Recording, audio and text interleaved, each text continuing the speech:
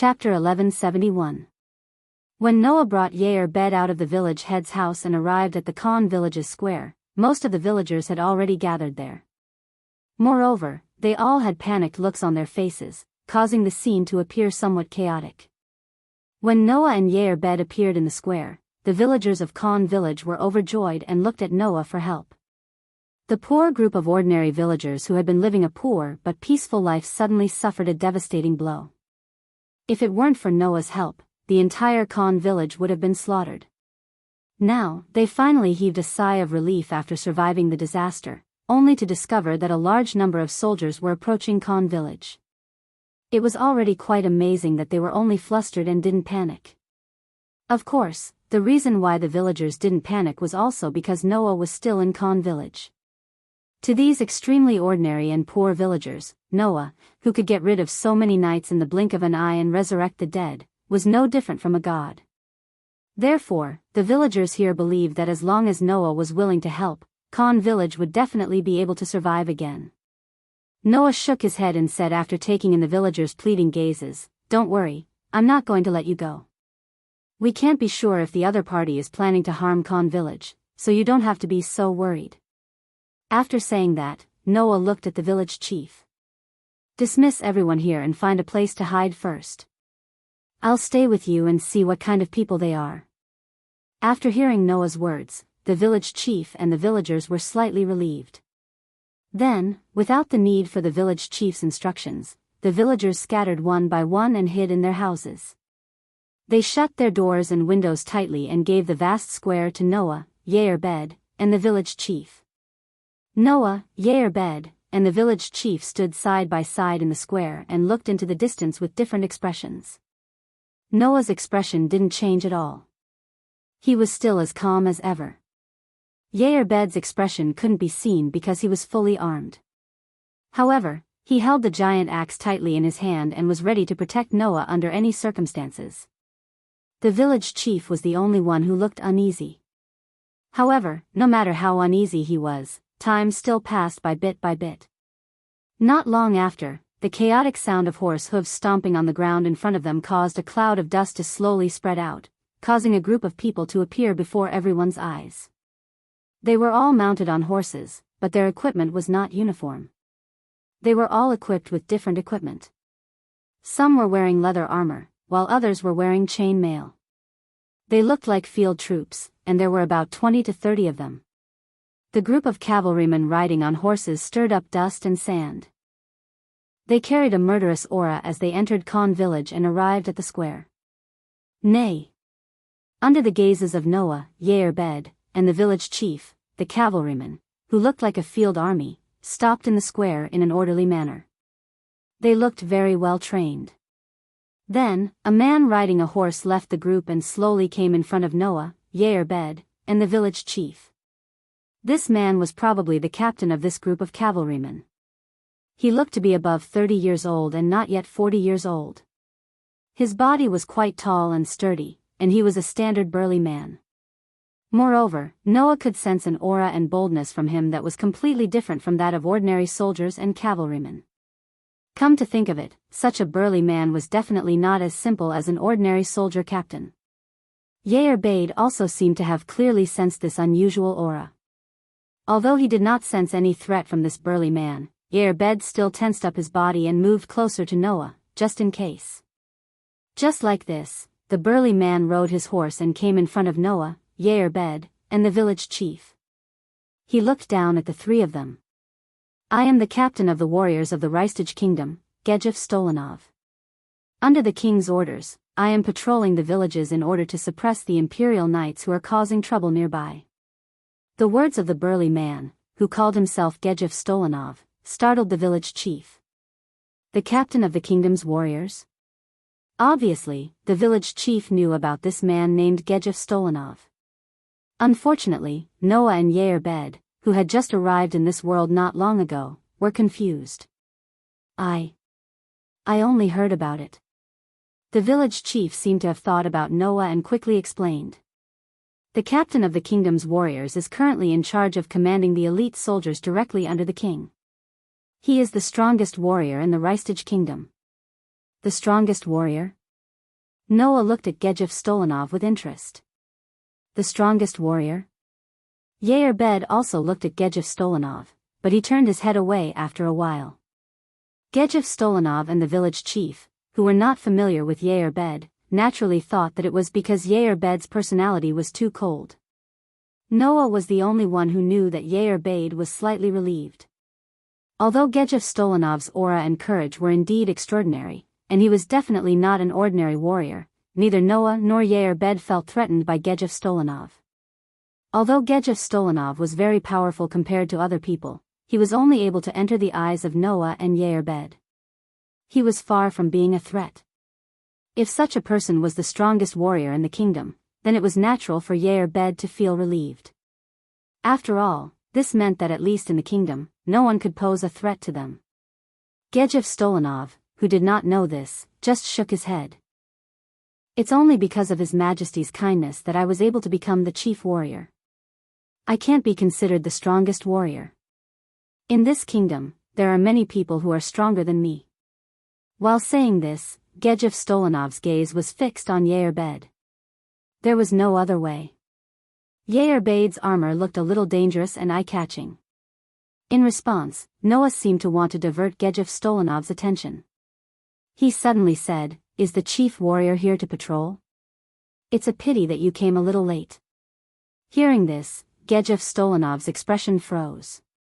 Just as Noah had expected, he shifted his gaze from Yair Bed to Noah, and his gaze became extremely sharp. Did something happen in this village? Just as you said, there were people causing trouble here. Noah shrugged as if he did not notice Gejef Stolanov's sharp gaze. The villagers were almost slaughtered.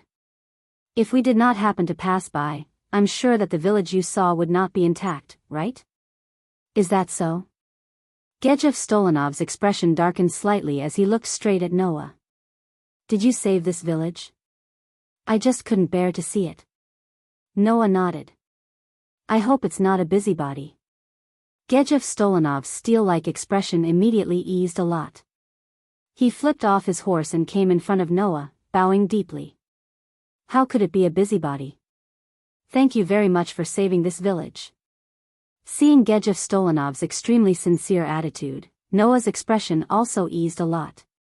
As the chief warrior of the kingdom, even if Gejef Stolanov's identity and status could not be compared to the royal family, he should still belong to the privileged class. For such a person with such a high status to thank Noah so much for saving an insignificant village, it was enough to see Gejef Stolanov's character. With this thought in mind, Noah took a deep look at Gejef Stolanov and said, "But, Mr. Stolanov, is it really the Empire's knights causing trouble around here?" This sentence made Gejef Stolanov's eyes flicker slightly. After pondering for a moment, he replied, "That's what the report said." In other words, until now, Gejef Stolanov had not encountered the so-called Empire's knights. Is that so? Noah also pondered for a moment, and then suddenly said, "Mr. Stolanov shouldn't be a person who attracts hatred easily, right?" Gejef Stolanov's eyebrows suddenly twitched, and then his expression changed, and he became silent.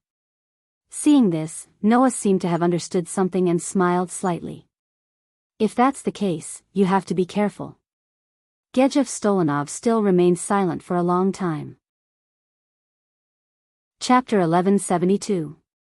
After that, Gujiefu decided to ask the village chief some questions in order to find out more about the knights massacring the villagers of Khan village. Under such circumstances, Gujiefu was invited into the village chief's house. The cavalrymen that Gujiefu brought with him scattered around the village to keep watch. Noah, on the other hand, was strolling on the streets of Khan village with Yair Bed. After such a huge incident, the villagers of Khan village naturally couldn't live as they usually did. All of them hid in their houses and wouldn't come out unless something urgent happened. Moreover, the villagers who were resurrected wouldn't be alive all of a sudden. They still needed to be taken care of. In addition, the cavalrymen that Gujiefu brought with him were patrolling the village. The bloodstains left behind by the so-called Imperial Knights could be seen everywhere. Naturally, Noah and Yair Bed couldn't see anyone as they strolled along the streets. There was no one around. Yair Bed finally seemed to be willing to speak. He walked half a step away from Noah and spoke softly. Sir Noah, did you discover something? Noah turned his head and looked at Yair-Bade. Didn't you discover anything? Yair-Bade seemed to hesitate for a moment. He didn't know if he should say what he thought. Sir Noah, are you referring to the fact that the Imperial Knights are most likely people from the Celian theocracy in disguise? You saw through it as well? Noah spread his hands. Then, why did you ask me if I discovered anything? Because the conversation between Sir Noah and that human seemed to be a little strange, Yair-Bade said cautiously. So, I was wondering if Sir Noah had discovered anything else. It's not really a discovery, right? Noah scratched his cheek. I just have some other guesses. Guesses? Yair-Bade asked in confusion. That. What kind of guesses are you referring to? That's the motive of the theocracy's soldiers who pretended to be Imperial Knights. Noah didn't hide anything and smiled at Yair-Bade as if he was keeping him in suspense. What do you think is the purpose of those theocracy soldiers pretending to be Imperial Knights? Noah's question made Yair-Bade's heart tremble slightly, and he became highly focused. To Noah, this was perhaps just a casual question. But for Yair-Bade, who viewed Noah as his master and had to be loyal to him, he had to do his best in order not to disappoint his master. Thus, as the chief guardian of Nazarik's underground tomb, Yair-Bade focused his mind and began to think quickly. After a while, Yair-Bade gave his answer. If this subordinate's guess is correct, there should be two purposes for the soldiers of the cult to disguise themselves as Imperial Knights. Oh? Noah asked curiously. Tell me about it. One of them is to sow discord between the kingdom and the empire, Yair-Bade said. The theocracy has its soldiers pretend to be Imperial Knights and slaughter the kingdom's citizens. This will incite the kingdom's hostility towards the empire and cause the two kingdoms to fight each other. Once the kingdom and the empire have expended a large amount of resources and manpower, the theocracy will launch an attack. That way, it will be able to easily annihilate the two kingdoms and expand its own influence. That's not a bad idea, Noah nodded and said. At first, that's what I thought as well. At first? Yair-Bade noticed the key words in Noah's words. In other words, Lord Noah doesn't think so now? That's right, Noah said as he continued to walk forward. The village chief said that the relationship between the kingdom and the empire is very bad, and there are wars all year round, right? Noah only gave him this hint, and Yair-Bade immediately understood. I see, Yair-Bade said in realization. The relationship between the kingdom and the empire has always been very bad. Even if there's no need to sow discord, they are still in war all year round. If the theocracy wants to reap the benefits without doing anything, then there's no need for it. That's it, Noah casually kicked away a small stone on the side of the road and said unhurriedly. That's why I've eliminated this guess. There's only one remaining possibility. The theocracy wants to use the empire's knights to harass the kingdom's borders and force the kingdom to react to this matter. Yair-Bade explained Noah's guess as well as his own. For example, luring someone out of the kingdom or something like that. Smart. Noah was not stingy with his praise as he smiled at Yair-Bade. As expected of the guardian of the great underground tomb, Yair-Bade. It seems that I can trust you with a lot of things. Thank you for your praise, Your Eminence, Yair-Bade said in a voice that was filled with joy from the bottom of his heart. Compared to me, Lord Noah must have already predicted all of this. My performance is nothing. I'm not as great as you make me out to be. Noah was amused at first, then he glanced at the village chief's house. Now, you should understand why I asked the kingdom's warrior that question, right? Yair-Bade nodded in understanding. Just like what Yair-Bade said, since the theocracy didn't want to sow discord between the kingdom and the empire, the theocracy must have wanted to use this opportunity to force the kingdom to react in a way that would satisfy them. For example, to eliminate the empire's knights that were harassing the borders, the kingdom's warrior captain would be sent out. In other words, the theocracy's goal was very likely to be Gujiafu. The kingdom's strongest warrior, Noah said with a half-smile. With such a title, it's impossible not to be targeted, right?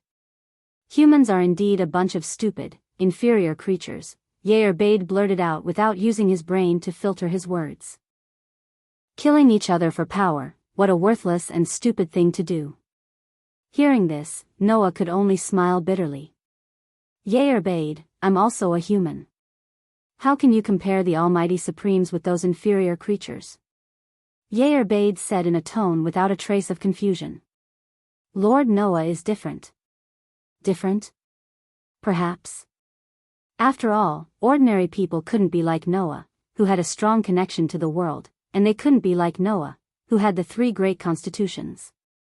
From this point of view, Noah really couldn't be considered a human. At the very least, he was definitely not an ordinary human. However, Yair Bade really looked down on humans. Even though he was slightly persuaded by Noah after the resurrection, his view of humans didn't change much. Of course, Noah didn't want Yair Bade to change his view of humans. Although Noah was a human, he never thought of blindly supporting the entire human race. In Noah's eyes, the issue of race wasn't a big deal. The important thing was whether or not he could resonate with it. Ordinary villagers like Onli, who were simple and honest, would cry bitterly after encountering such a big change. Anyone with a bit of compassion would want to help her. Noah chose to resurrect the villagers mostly for this reason. As for those knights who enjoyed waving their blades at innocent people, no matter how tragically they died, no matter how tragically they cried, it wouldn't arouse the slightest bit of sympathy from Noah. Noah looked at things like this and just followed his heart. Otherwise, if he was really obsessed with race, Noah wouldn't have accepted the aberration tomb in Nasarek. As such, as long as Yair Bade wasn't like those bloodthirsty people and didn't kill without reason, it was fine as long as Noah didn't want to see the desecration of life. As for his view of humans, Noah didn't want to change Yair Bade's view. At this moment, Noah suddenly felt a strange feeling. It was as if something was spying on him. At that moment, Noah stopped in his tracks and raised his head to look into the distance. At the same time, Yair Bade, who had stopped with Noah, emitted an evil aura. Who dares to spy on the great tombs of Nasarek? You deserve to die 10,000 deaths. Chapter 1173.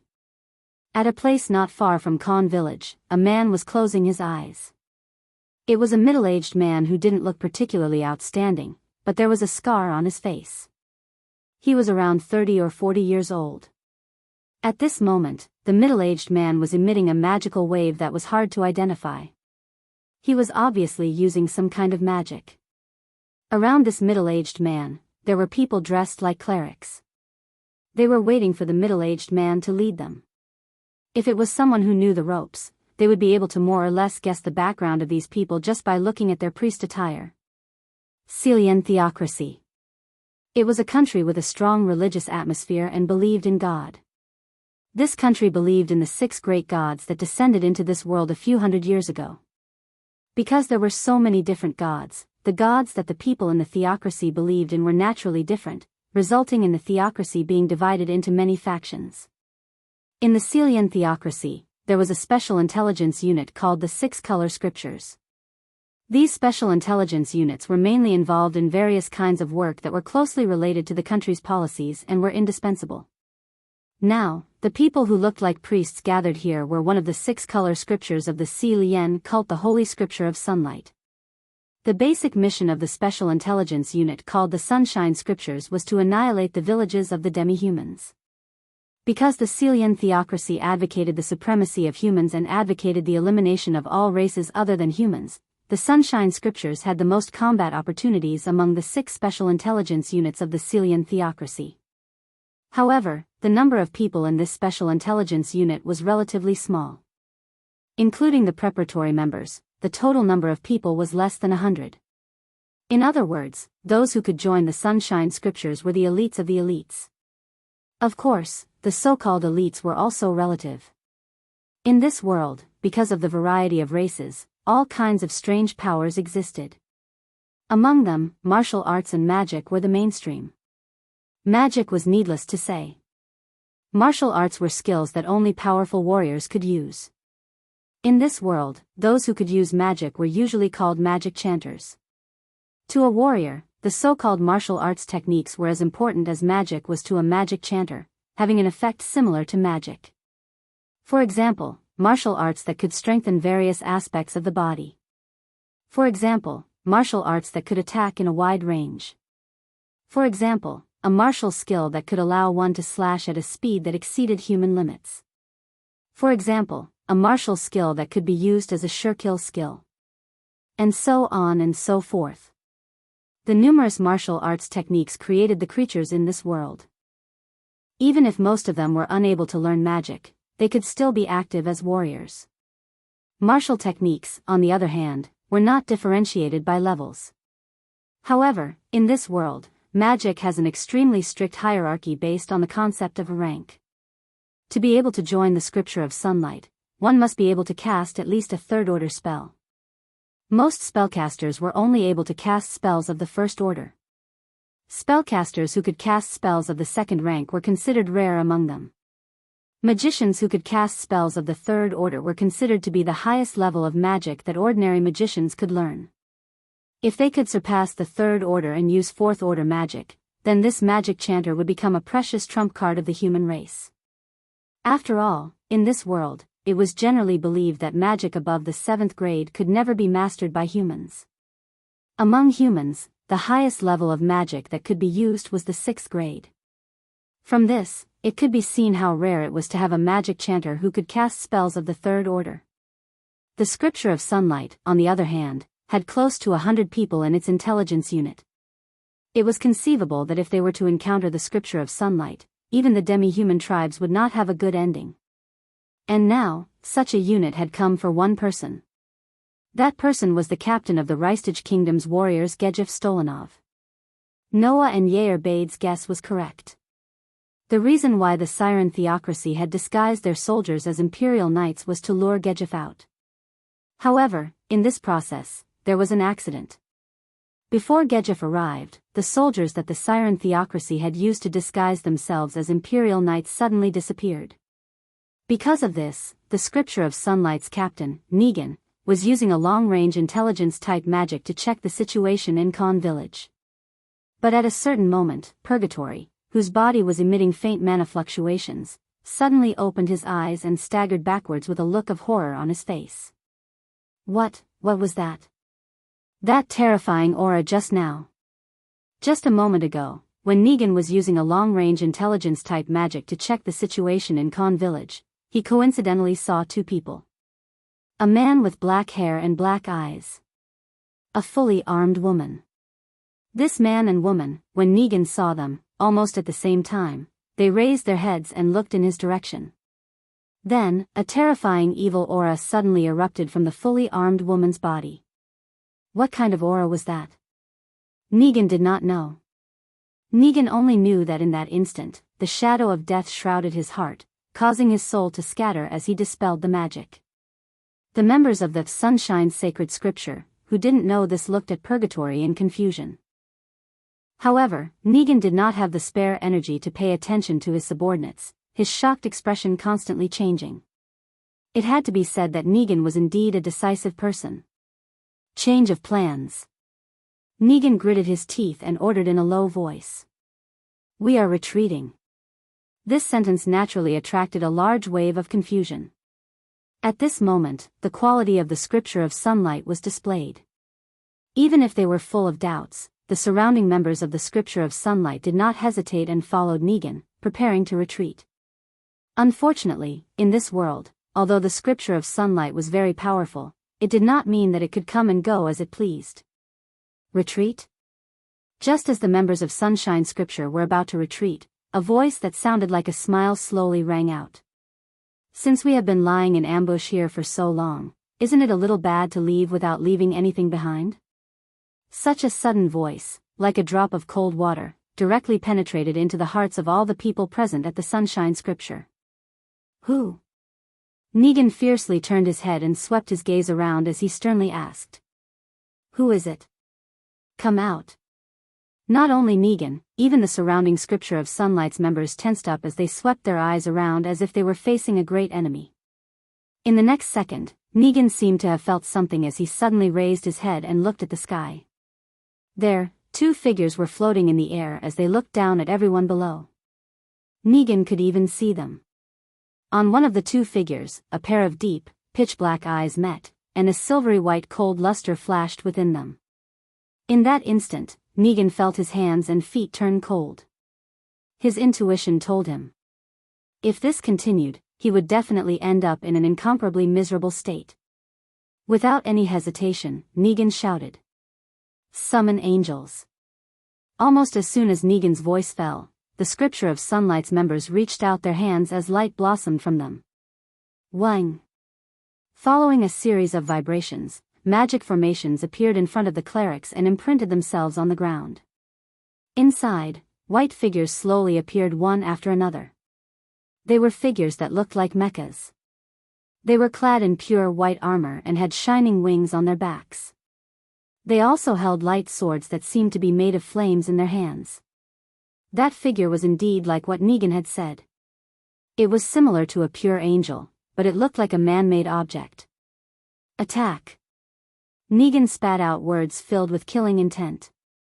Everyone attack. With that, the existence that Negan called angels flapped the wings on their back as they held the flame swords in their hands and shot into the sky. Chapter 1174. Whoosh. The whistling sound of the wind was incessant in the air, as if it was lingering in Noah's ears. Hovering in midair, Noah looked down at the scene of the numerous angels rushing toward him.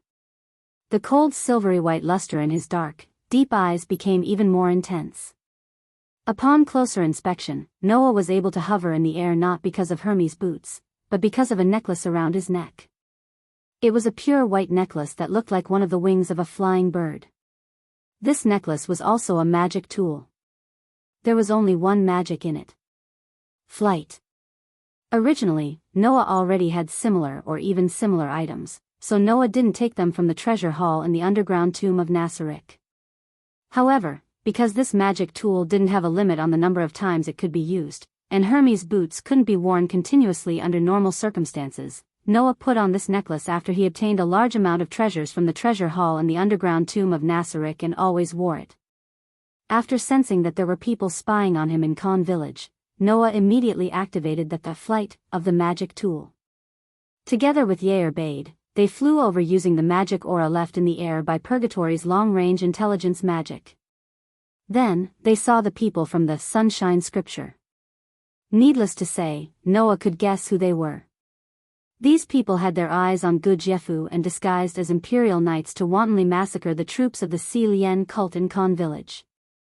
Noah narrowed his eyes when he saw the pure white figures that were called angels by Purgatory holding flaming light swords that looked like man-made mechas charging towards him. Wang.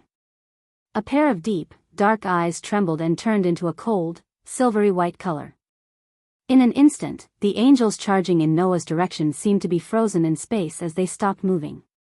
Then, at a speed visible to the naked eye, the pure white angels' bodies began to be covered in a cold steel color, gradually turning into heavy steel. Not long after, they turned into statues made of pure steel.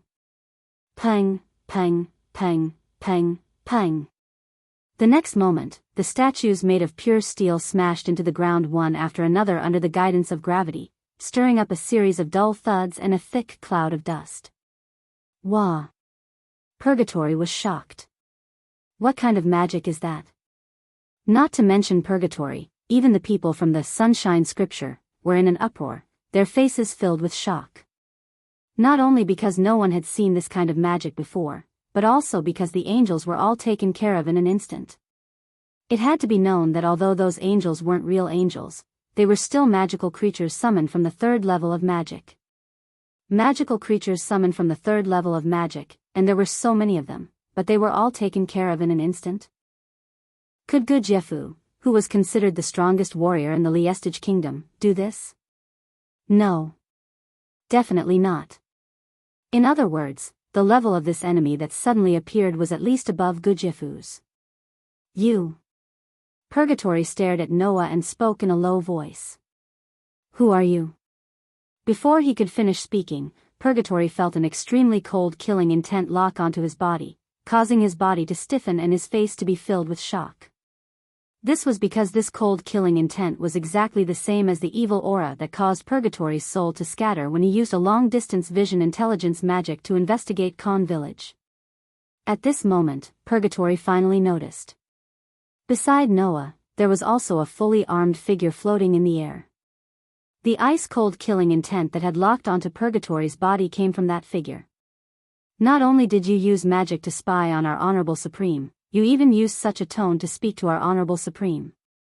Yair seemed to be enduring something as her delicate body trembled slightly. Her voice was like that of a malicious spirit, incomparably evil. Absolutely. Absolutely. I will definitely tear you to shreds, you lowly creature. Instantly, with Yair as the center, the entire space darkened. A bone-chilling evil aura surged out from Yair body. Like a storm, the pitch-black evil aura caused Yair figure to suddenly become larger.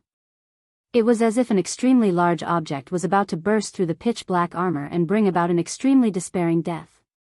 This caused everyone from the Sunshine Scripture to take a step back in horror.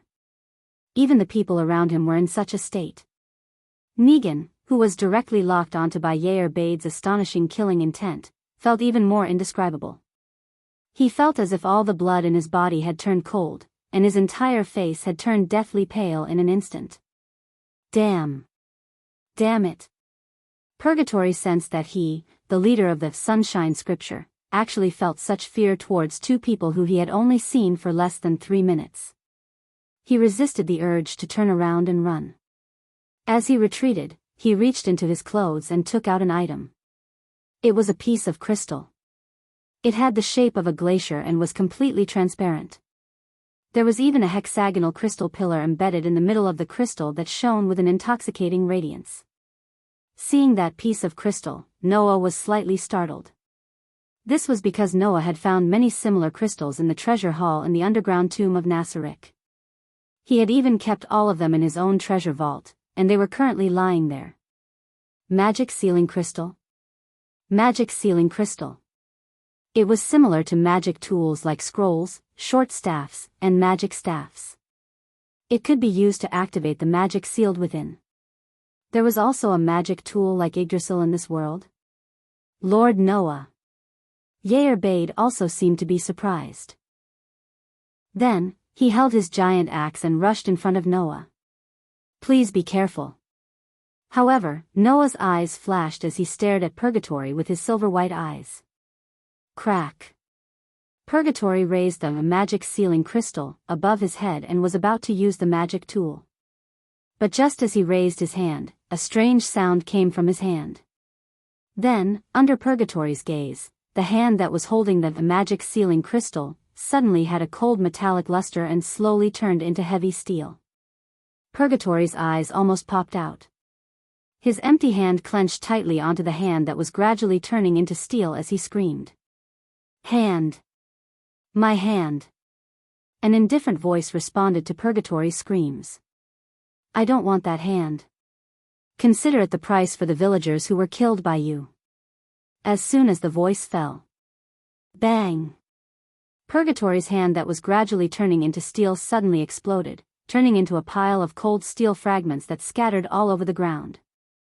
The magic sealing crystal in his hand suddenly lost its support and fell to the ground. Ah! Purgatory's screams finally turned into cries of pain. He hugged his broken arm and let out a mournful wail. And Purgatory's miserable state caused the people from the Sunshine Scripture to panic. Ignoring the panic and fear of the Sunshine Scripture people, Noah glanced at Purgatory who was hugging his broken arm and said to Yair, capture them all alive and bring them back to Nasarek. Interrogate them and we should be able to obtain quite a bit of information about this world.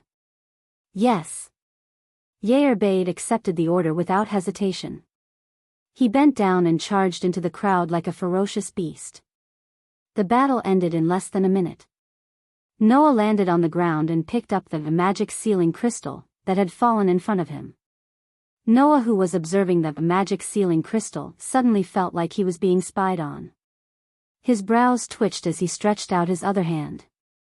A golden ripple rippled out and spat out a parchment-like scroll that fell into Noah's hand. Bang! The scroll suddenly burst into flames and turned into ashes. Bang! At the same time, the sound of glass shattering could be heard from the sky. Immediately after, the feeling of being spied on disappeared. Surveillance by the theocracy? Noah looked pensive as he got up. Chapter 1175.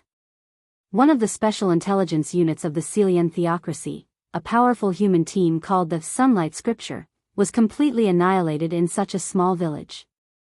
Other than the Celian theocracy that sent out the Sunlight Scripture, no one else should know about this matter. Of course, it was also wrong to say that they were completely annihilated. With the idea of making use of whatever he could, Noah got Yair bade to capture the people from the Sunlight Scripture alive and bring them back to the big tomb in Nazareth to obtain all the information about this world. This way, Noah did not need to personally investigate and inquire about every piece of information he obtained, which saved him a lot of effort. After handing this matter over to Yair bade, Noah returned to Khan village alone. Initially, Yair bade was quite opposed to this, as he felt that Noah could not be left without a single guard. In the end, it was Noah who persuaded him earnestly. Furthermore, the matter in Khan village was already over, and Noah promised that he would return to the big tomb in Nazareth after greeting him. Only then did Yair bade reluctantly agree. Hence, Noah returned to Khan village. As he walked on the road to the village chief's house, he thought about what happened just now.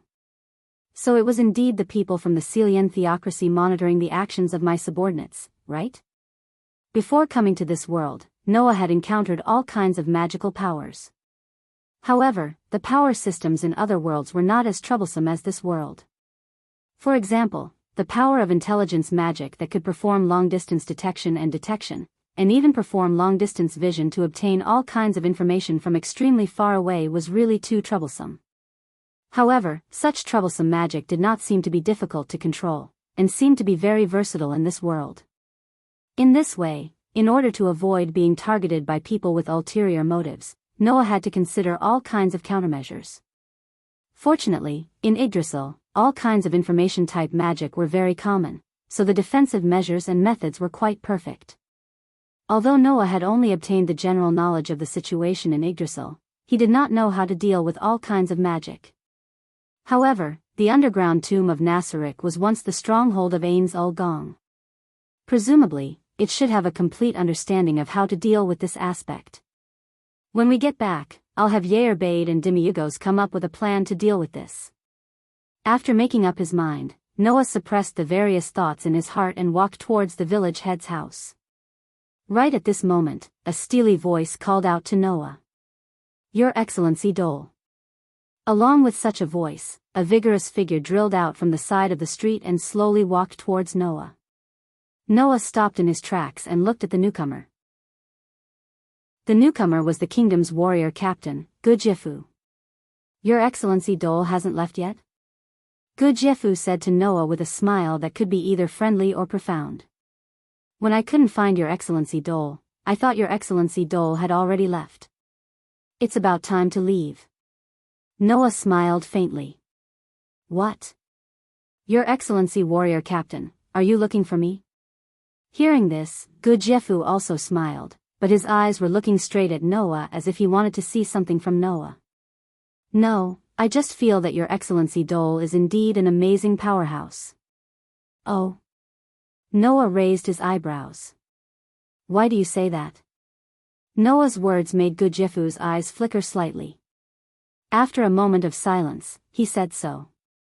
"Although I heard most of the process of Your Excellency saving this village from the village head and the villagers, after actually seeing it, I believe that anyone would think so, right?" After saying that, Gudjefu glanced at one of the directions. Noah followed Gudjefu's line of sight and immediately understood what Gudjefu meant. In the square of Khan village, the cavalrymen that Gudjefu brought with him were carrying heavy objects. Those were statues. They were made of cold steel, as if they were the statues of the knights who were howling in despair and pain towards the sky or their surroundings.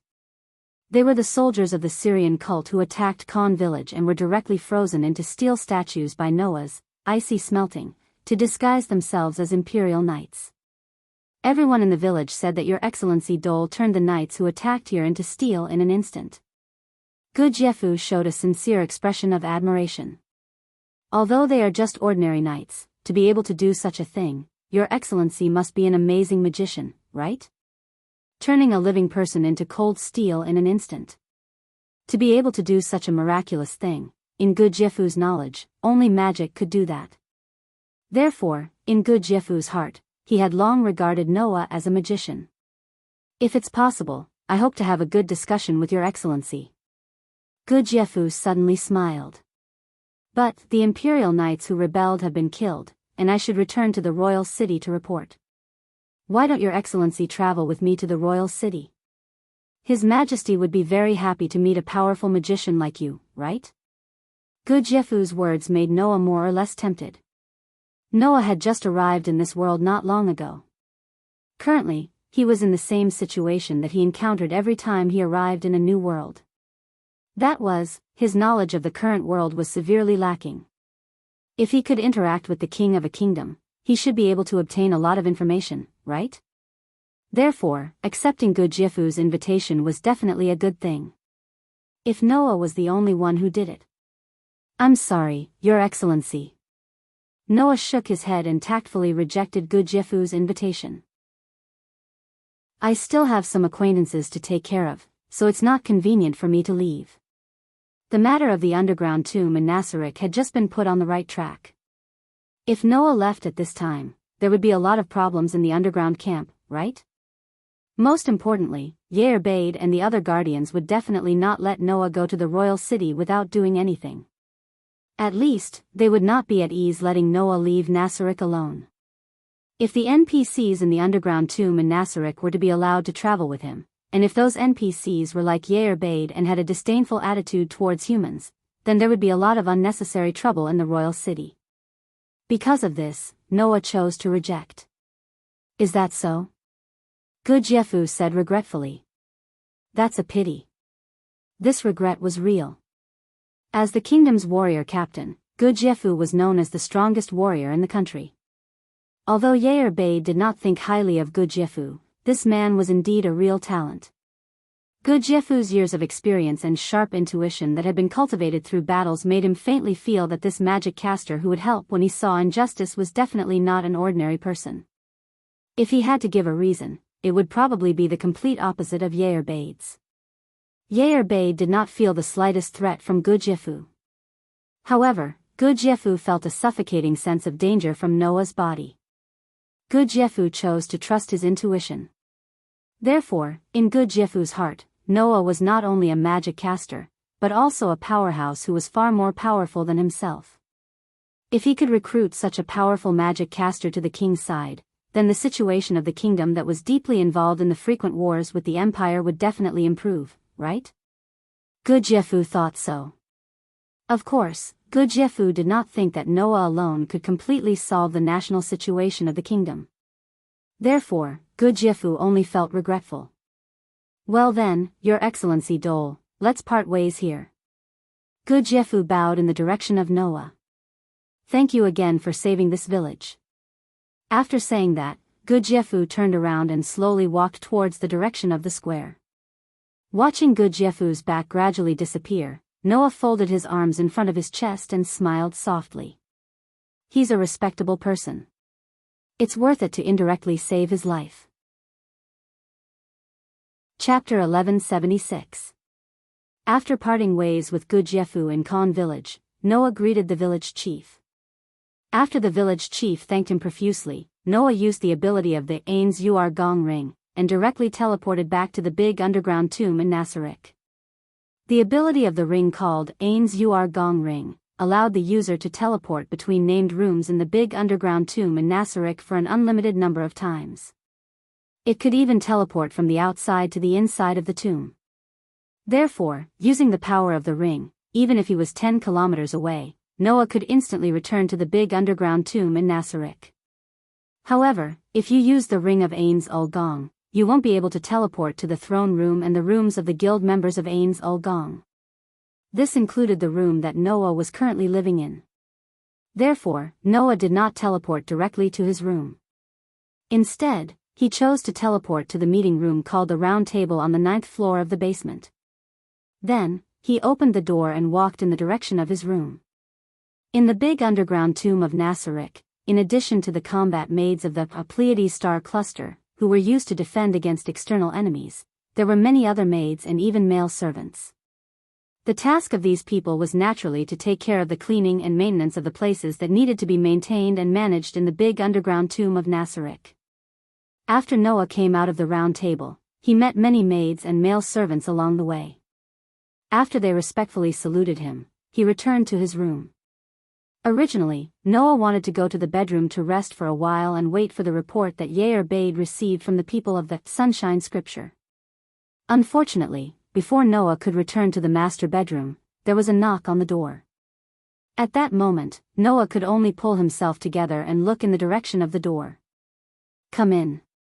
As soon as the voice fell, two people came in from outside. It was a combination of a man and a woman. As soon as they came in, the man and woman bowed respectfully in the direction of Noah. "Lord Noah, welcome back."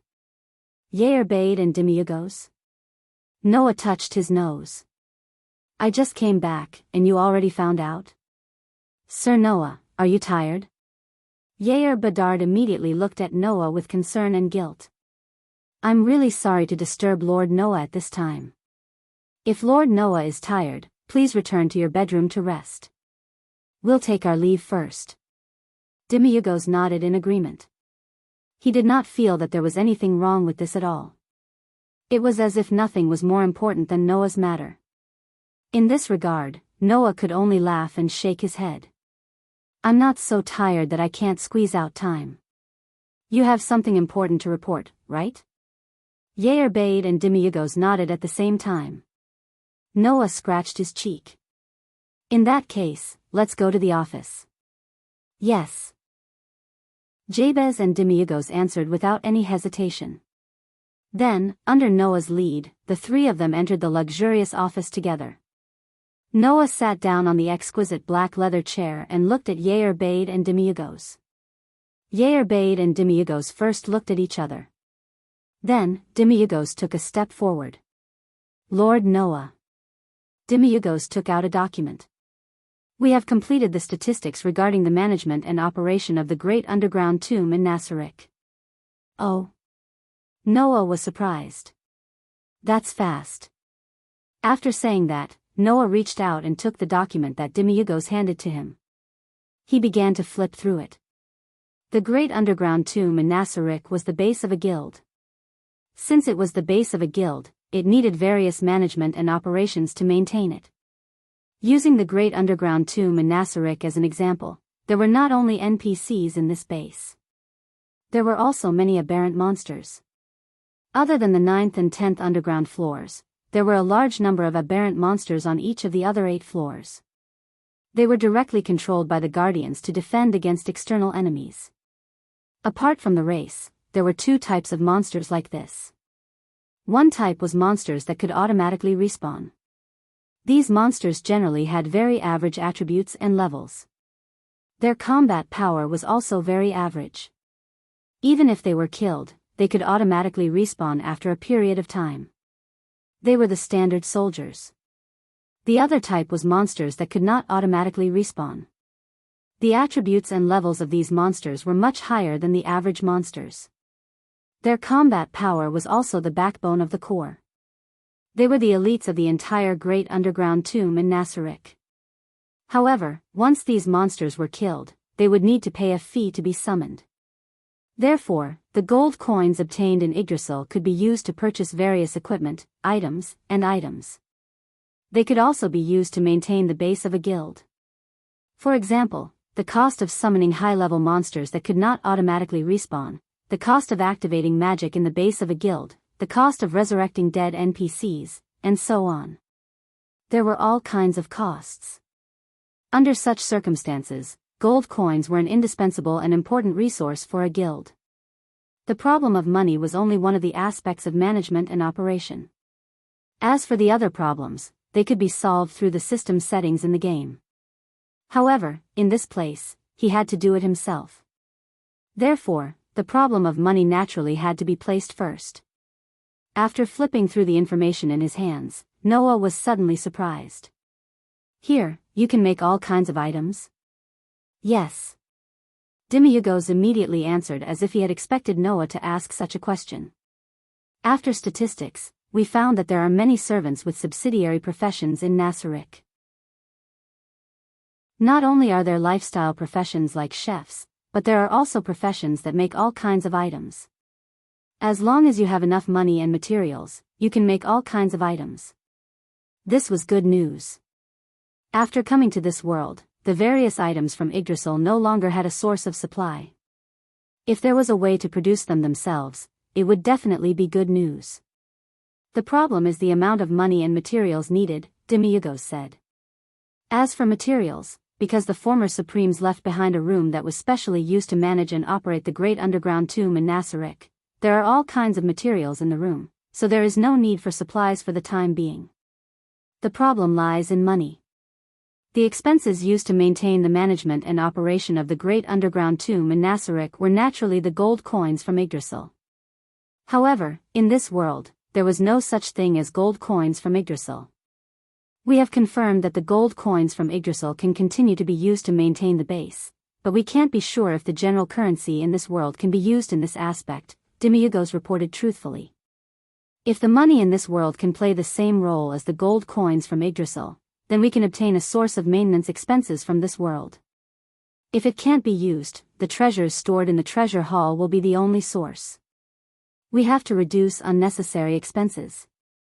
If it was the former, then in the future, they would have to find ways to earn money from this world to maintain the operation of the great underground tomb in Nasarek. They could even continue to strengthen it. If it was the latter, then it would be a little troublesome. After all, there was no way to obtain the gold coins from Yggdrasil anymore." After understanding this, Noah muttered to himself for a while, then reached out a hand. A golden ripple fluctuated out from the space. Noah, who reached his hand into the golden ripple, took out a huge sack and threw it on the table, making a dong sound. Upon closer inspection, the sack was filled to the brim with gold coins.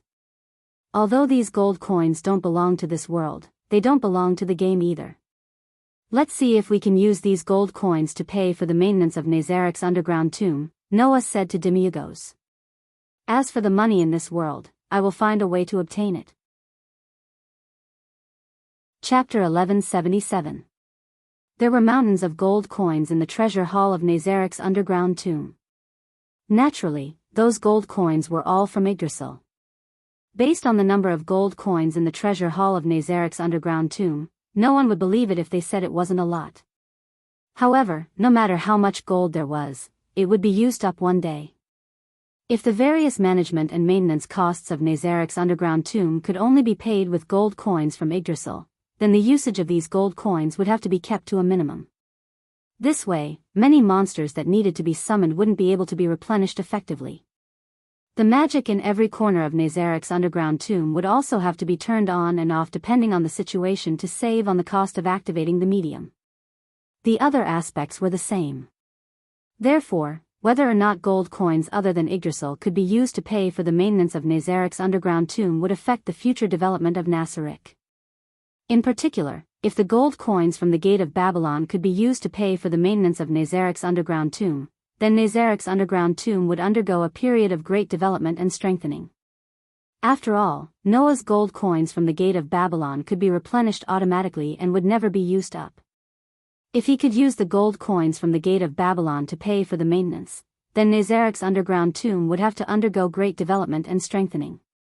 For example, Noah only needed to throw in money and summon a bunch of high-level monsters. If he threw in tens of millions or even hundreds of millions of monsters, then conquering the world would be a piece of cake.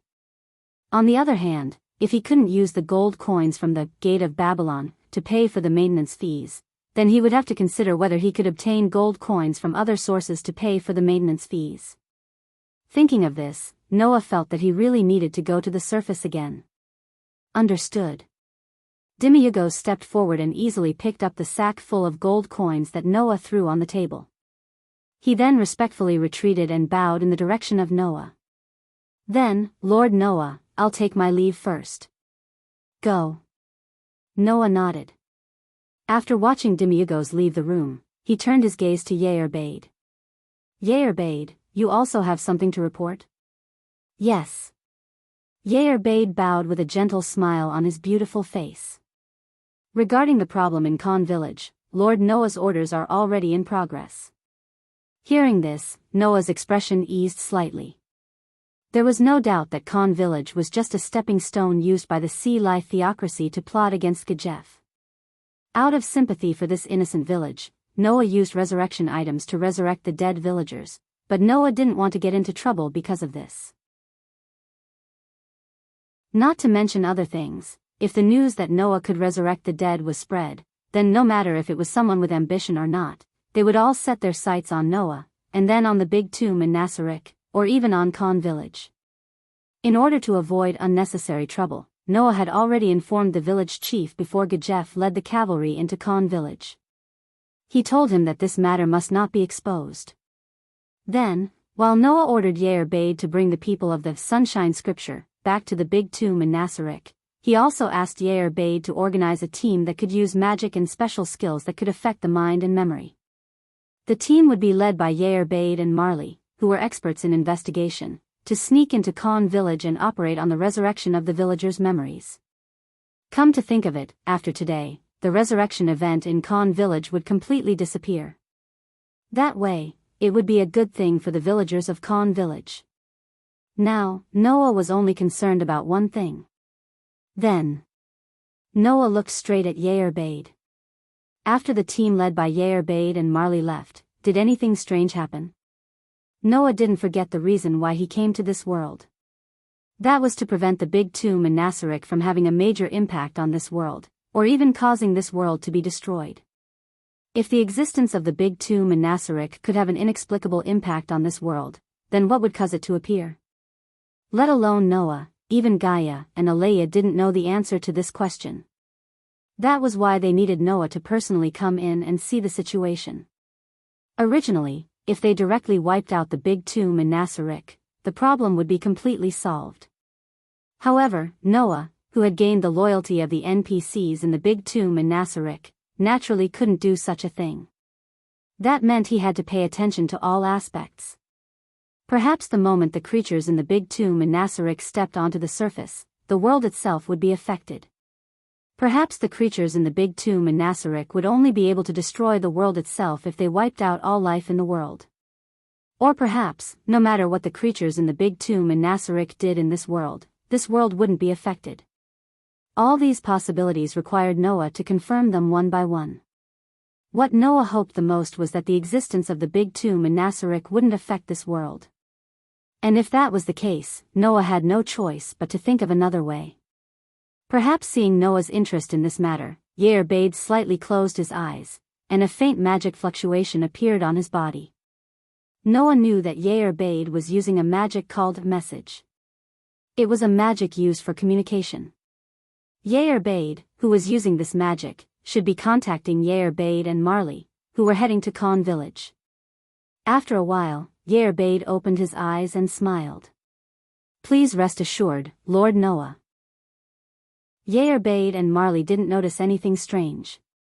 If anything strange happened, Yair-Bade and Marley would immediately bring their troops back. That's good. Noah secretly sighed in relief, but hesitated. Seeing Noah's reaction, Yair-Bade spoke at the right time. Lord Noah seems to be troubled. Can you let Yair-Bade share your worries? Hearing this, Noah was silent for a while, then looked at Yair-Bade. Actually, the big tomb in Nasarek might have some negative effects on this world, so I don't know if we should restrict the movements of the people in Nasarek. This was the problem that Noah was most worried about. No matter what, the big tomb in Nasarek had to be connected to this world, or else it wouldn't be able to survive. Let's not talk about anything else, just the maintenance costs. If they didn't go to the surface and obtain resources from this world, sooner or later, the whole tomb in Nasarek would be paralyzed. If the tomb in Nasarek was allowed to come into contact with this world, it might have an effect on the world itself. The two completely contradictory problems made Noah quite troubled. Moreover, Noah didn't really want to restrict the movement of the people in Nasarek. After all, he couldn't let the people here stay underground forever, right? After understanding Noah's worries, Yair Bade nodded in realization. So, Lord Noah is so cautious about not letting the people in Nasarek go to the surface? But I can't always stop you from going to the surface. Noah sighed. So, Yair Bade, I hope you can pay more attention in the future. No, I should say pay special attention to the activities of Nasarek on the surface. If there are any abnormalities, you must report to me immediately. Yes, Lord. Yair Bade chose to obey without any reason. Noah nodded in satisfaction, then continued to flip through Demiurgo's management and operation statistics. Noah didn't notice that Yair Bade was looking at him with an infatuated expression. Ah. Lord Noah is so handsome when he's working hard. Chapter 1178. In any case, Noah was delighted to learn that he could make his own items from Yggdrasil in the underground tomb of Nasarek. The various items from Yggdrasil that he had obtained from the treasure hall in the underground tomb of Nasarek were quite useful. Some of them were extremely magical and could achieve effects that even mythical relics could not. Therefore, even if he was not a collector, Noah wanted to collect as many items from the game as possible to deal with various situations in the future. Of course, the items that could be made in the underground tomb of Nasarek were only a part of the items. They could not make all the items in Yggdrasil. This was especially true for those rare and precious items.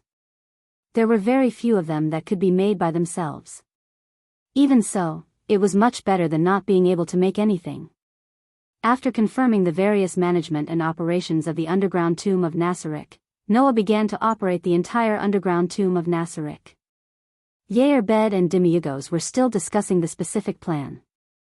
Zaisha, Yal, Mer, Cositas, and the other guardians were in charge of assisting the two of them.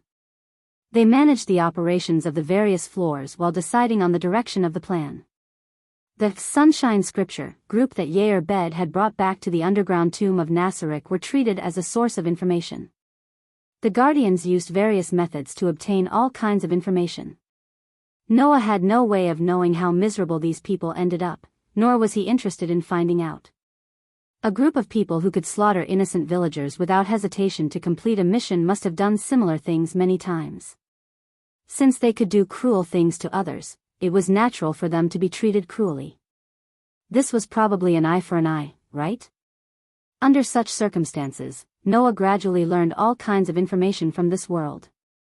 Therefore, for the next period of time, Noah worked on the management of the underground tomb of Nasarek while collecting information from this world. His days were quite busy. In the underground tomb of Nasarek, most of the mutant creatures lived much more conveniently than humans. For example, vampires, zombies, skeletons, and other undead creatures that were transformed from the dead did not need to eat, sleep, or even other physiological needs. They could move around 24 hours a day. They had much more time and convenience than humans. Noah was still a human after all. However, in Yggdrasil, there were also items that allowed people to not need to eat or feel tired. With the effects of these items, Noah could also not eat or sleep. However, in this way, even if there were no physical problems, the accumulated mental fatigue would become very terrifying. Therefore, even if there were such items, Noah did not use them. He still ate 3 meals a day and slept well. Even if his life was not comfortable, it was still very fulfilling. In such a life, Noah had to face an extremely troublesome problem every day. Noah, who was a little concerned about the progress of the production of the props, had just returned to his room and opened the door to the master bedroom when an extremely sweet voice rang out. "Welcome back, Lord Noah." Hearing this voice, Noah, who was originally a little absent-minded, first froze, then his body softened. He weakly raised his head and looked into the bedroom. He saw that on the bed that was luxurious enough to fit 4 or 5 people, there was a naked Yair Bell wrapped around herself with a thin blanket. Her face was slightly red, and her eyes were swaying. She looked at Noah shyly. "Are you going to eat me first? Or are you going to eat me first? You're going to eat me first, right?" Such a scene would happen at least once a day. He did not know how, but every time, Yair Bel would arrive at Noah's room before Noah. She would go into the master bedroom, take off all her clothes, and greet Noah with this appearance. It had to be said that this scene was quite fatal for men. In the past, when the S-rank magic shooter promotion exam was about to be held, Noah, who had returned home after working hard, was greeted by Mira and Lisanna in a somewhat joking manner. At that time, Noah could not hold himself back. Amidst the screams and screams of Mira and Lisanna, he pressed the two delicate fiancées down. Whether it was in terms of appearance or figure, Yair Bel would not lose to Mira and Lisanna. With Yair Bel's peerless beauty, even if Noah could control his rationality, he would still be aroused. However, every time Yair Bel tempted Noah like this, Noah only had one impulse. The impulse to turn around and run. It was not that Noah looked down on Yair Bel. Instead, it was Yair Bel's shy smile that made Noah feel a chill run down his spine. It was an extremely explicit desire hidden under Yair Bel's smile. That could already be described as beastly desire, right? If Yair Bel had shown a bashful expression of wanting to be pushed down, then Noah might not have been able to control himself. However, Yair Bel had never shown a passive seduction, but an active seduction. It was not a bashful expression of wanting to be pushed down. Instead, it was a crazed expression of wanting to swallow Noah whole, skin and bones, and eat him up. Therefore, Noah knew that once he showed that kind of intention, Yair Bel would instantly turn into the most terrifying carnivorous beast. She would lock him up, strip him naked, and entangle him for 3 days and 3 nights. As a result, which man wouldn't be sweating profusely? At least, Noah almost broke out in cold sweat the first time. And when Noah froze, Yair Bel seemed to be a step ahead of him. She pressed on the sheets while leaning forward, crawling towards Noah, the redness on her face becoming more and more intense. "You must be tired, right? Please hurry up and go to bed." Noah did not even think and shook his head vigorously like a rattle drum. "Please don't feel shy, Lord Noah." Yair Bel acted as if she did not see anything, sticking out her red tongue and licking her lips. "Actually, you only need to close your eyes for a moment, and it will be over very quickly. Just leave everything to me, I will definitely squeeze you dry, until you are satisfied." "You definitely just wanted to squeeze me dry, right?" Noah could not help but speak up. He even took a step back and pointed at Yair Bel. "Yair Bel, don't be like this. We have a very pure relationship between a superior and a subordinate. If you make the atmosphere all pink, it will be very difficult for me."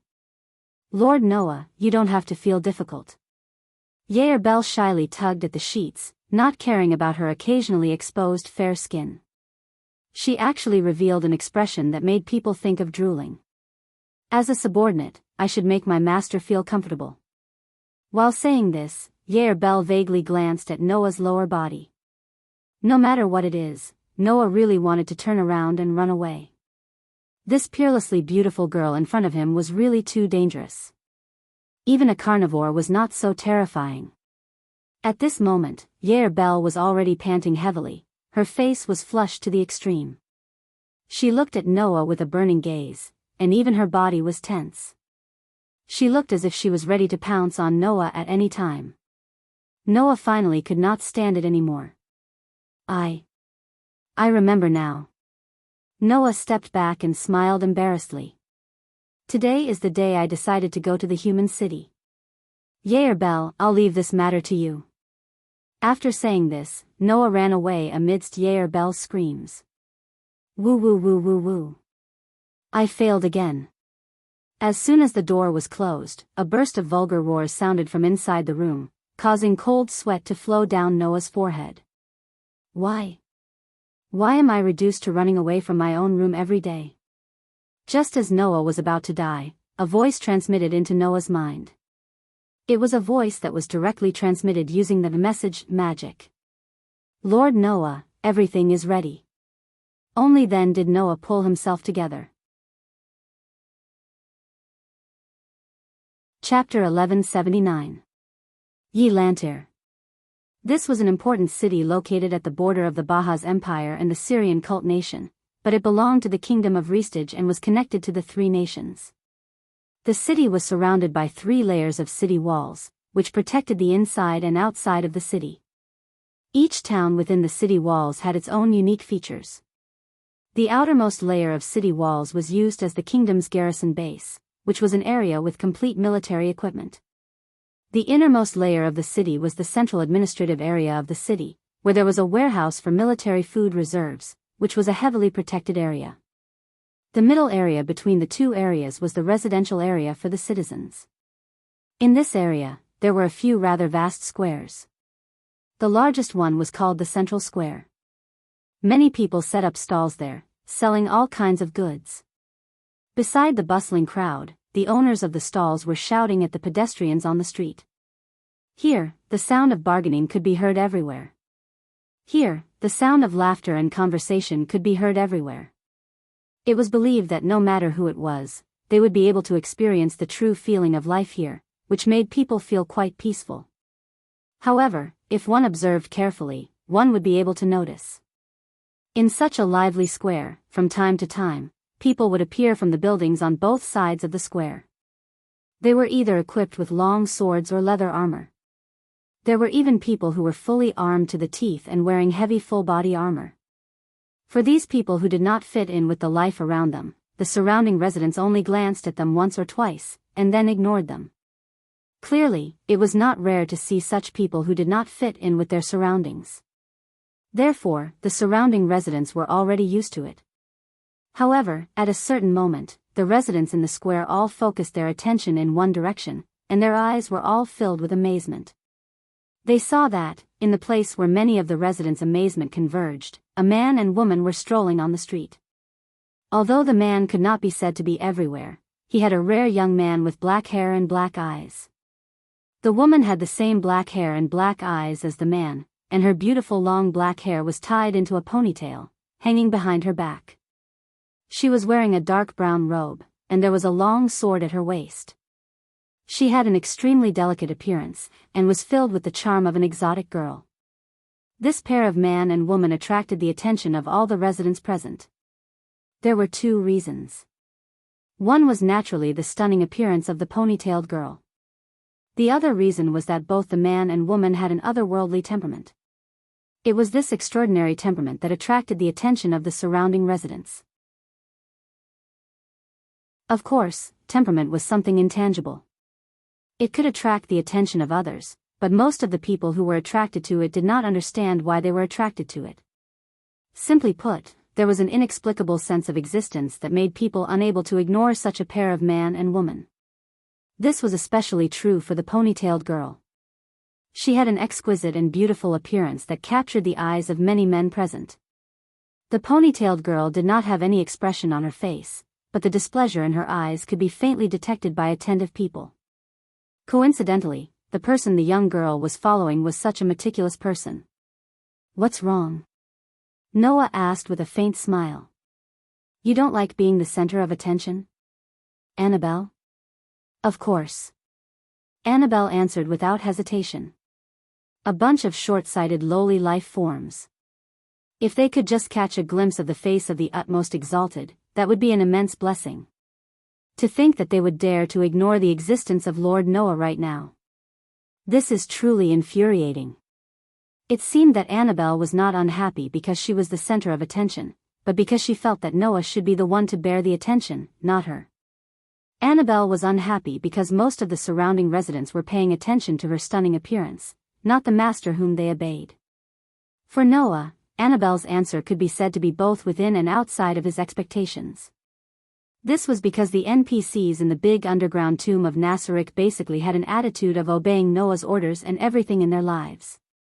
This made Noah feel very touched sometimes, but also quite helpless sometimes. At that moment, Noah looked around and looked at the armed personnel who seemed out of place with the surroundings. Are those the adventurers of this world? The so-called adventurers, in the world of looking for a chance encounter in the dungeon, referred to those combat experts who were engaged in the exploration of the dungeon. In this world, the adventurers were engaged in a wider range of work. Just like in the world of Looking for a Chance Encounter in the Dungeon, this world also had an Adventurers Guild. The main function of this guild was very similar to that of the Magic Shooter Guild in the world of Fairy Tale. It was to post commissions from other people and let adventurers choose from them, so that they could complete various commissions and earn commission rewards. In other words, the adventurers were similar to multifunctional mercenaries in this world and also similar to the magic shooters in the world of Fairy Tale, but in terms of status, they were not as favored as the magic shooters and were closer to the mercenaries. After all, the main job of the adventurers was to eliminate all kinds of monsters that threatened humans. Although the nature was not the same, the atmosphere given to Noah in this world was indeed very similar to the Maze City Eulalia in the world of Looking for a Chance Encounter in the Dungeon. However, there was no god in this world, and there was no god's grace. Otherwise, humans would not have become a relatively weak race in this world. Of course, the existence of martial arts and magic still allowed humans to have their own strength. However, this strength could not be obtained by fighting monsters and leveling up, but must be trained step by step. By the way, Sir Noah. Annabelle's expressionless face suddenly became hesitant, and she said hesitantly, "Why would you let me go with you?" Annabelle's words made Noah blink. "Why? Don't you want to come out with me?" Of course not." Annabelle shook her head hard, and even her voice became a little high-pitched. "To be able to go with the Honorable Supreme. Such an honor. How could I not be willing to accept it? You guys just like to make a fuss." Noah sighed and waved his hand. "Is it strange for me to let you come out with me?" "No." Annabelle seemed to have calmed down and said very seriously, "It's just that compared to me, Sir Yair Bade should be more suitable to go with Sir Noah." Indeed, in the big underground tomb of Nassarik, no one was more suitable to be Noah's guard than Yair Bade, who was fully armed and had an impenetrable defense. Even if it was not Yair Bade, the other guardians would definitely be more suitable to follow Noah than Yair Bade. There was no other reason, but the guardians were basically at the maximum level of 100. On the other hand, Annabelle was only level 63. She was still far from the maximum level of 100. To put it bluntly, with Annabelle's level, any guardian at the maximum level could easily subdue her with one hand. In terms of a guard, Annabelle was indeed not a good choice. The problem was if Noah needed a guard. "I never thought of being protected for everything, Annabelle." Noah shrugged. "Moreover, our purpose this time is to find a way to get a little of the world's money and see if it can be used to maintain the big underground tomb of Nassarik. We need to be in contact with humans, but most of the guardians have the appearance of aliens, so it's not suitable for them to come out together." After saying that, Noah glanced at Annabelle and said with emotion, "Don't worry. Also, I asked you to come with me to see if my words last time could change your attitude, but you haven't changed at all." Annabelle was speechless. In fact, for Annabelle, who was a little inflexible, Noah's words only made her feel a little confused, but it could not change her original intention. The NPCs in the big underground tomb of Nassarik basically believed in loyalty. Noah wanted to change this loyalty with just a few words. It could only be said that there was no possibility. Chapter 1180. In fact, after this period of getting along, Noah more or less understood the fact that the loyalty of the NPCs in the big underground tomb of Nassarik was basically impossible to have a problem. This did not mean that Noah believed that the settings in the game would continue in this world, but it was a rational judgment. No matter which race it was, the meaning of survival was necessary. If there was no meaning of survival, then how could it be considered alive? The NPCs in the big underground tomb of Nassarik regarded loyalty to their ruler as their meaning of survival. This was because these NPCs were originally created for this purpose. In other words, as long as Noah's meaning of survival did not go wrong, then the NPCs in the big underground tomb of Nassarik were basically impossible to betray. Even if Noah was a rude and unreasonable person, it was the same. This could already be seen from the last test of the Guardians. That was why Noah wasn't surprised that Annabelle was as loyal and respectful as ever. He just felt emotional that his words back then hadn't been able to sway this combat maid. Of course, those things were no longer important now. After all, Noah had decided to accept the loyalty of the NPCs in the big underground tomb of Nasarek, right? It was precisely because of this loyalty that Annabelle was somewhat unable to accept letting her, who was not strong enough, guard Noah. As if seeing through Annabelle's thoughts, Noah shook his head with a smile. Well, you don't have to think so much. Regardless of whether I need protection or not, from the perspective of a guard, you are not unsuitable. Even if you are not as good as the full-level guardians, your level is enough to dominate this world. According to the information obtained from the people of Sunshine Scripture, and compared it with the game Yggdrasil, Noah more or less understood how high the power system of this world was. To be more precise, it should be said that he understood how high the power system of humans in this world was. In this world, adventurers had their own level. This level was usually identified by a metal identification plate. Depending on the abilities of the Adventurers Guild would grant them identification plates made of different metals. These metal identification plates were made of copper, iron, silver, gold, platinum, mithril, orichalcum, and stainless steel, according to their hardness and preciousness. There were a total of 8 kinds of metal identification plates, which were copper, iron, silver, gold, platinum, mithril, mountain copper, and stainless steel. The closer it was to steel, the stronger the adventurer's ability would be. Based on the levels in Yggdrasil and this world's spellcaster levels, the division should be like this. Adventurers with bronze and iron plates were generally equivalent to level 1 to 7 in Yggdrasil. They were equivalent to spellcasters who could cast spells of the first order. Silver and gold adventurers were generally equivalent to level 8 to 14 in Yggdrasil. They were equivalent to magic chanters who could use second-level magic.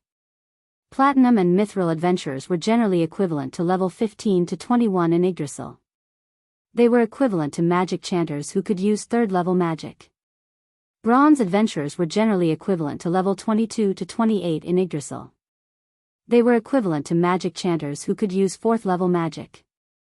The highest level of steel adventurers were generally equivalent to level 29 and above in Yggdrasil.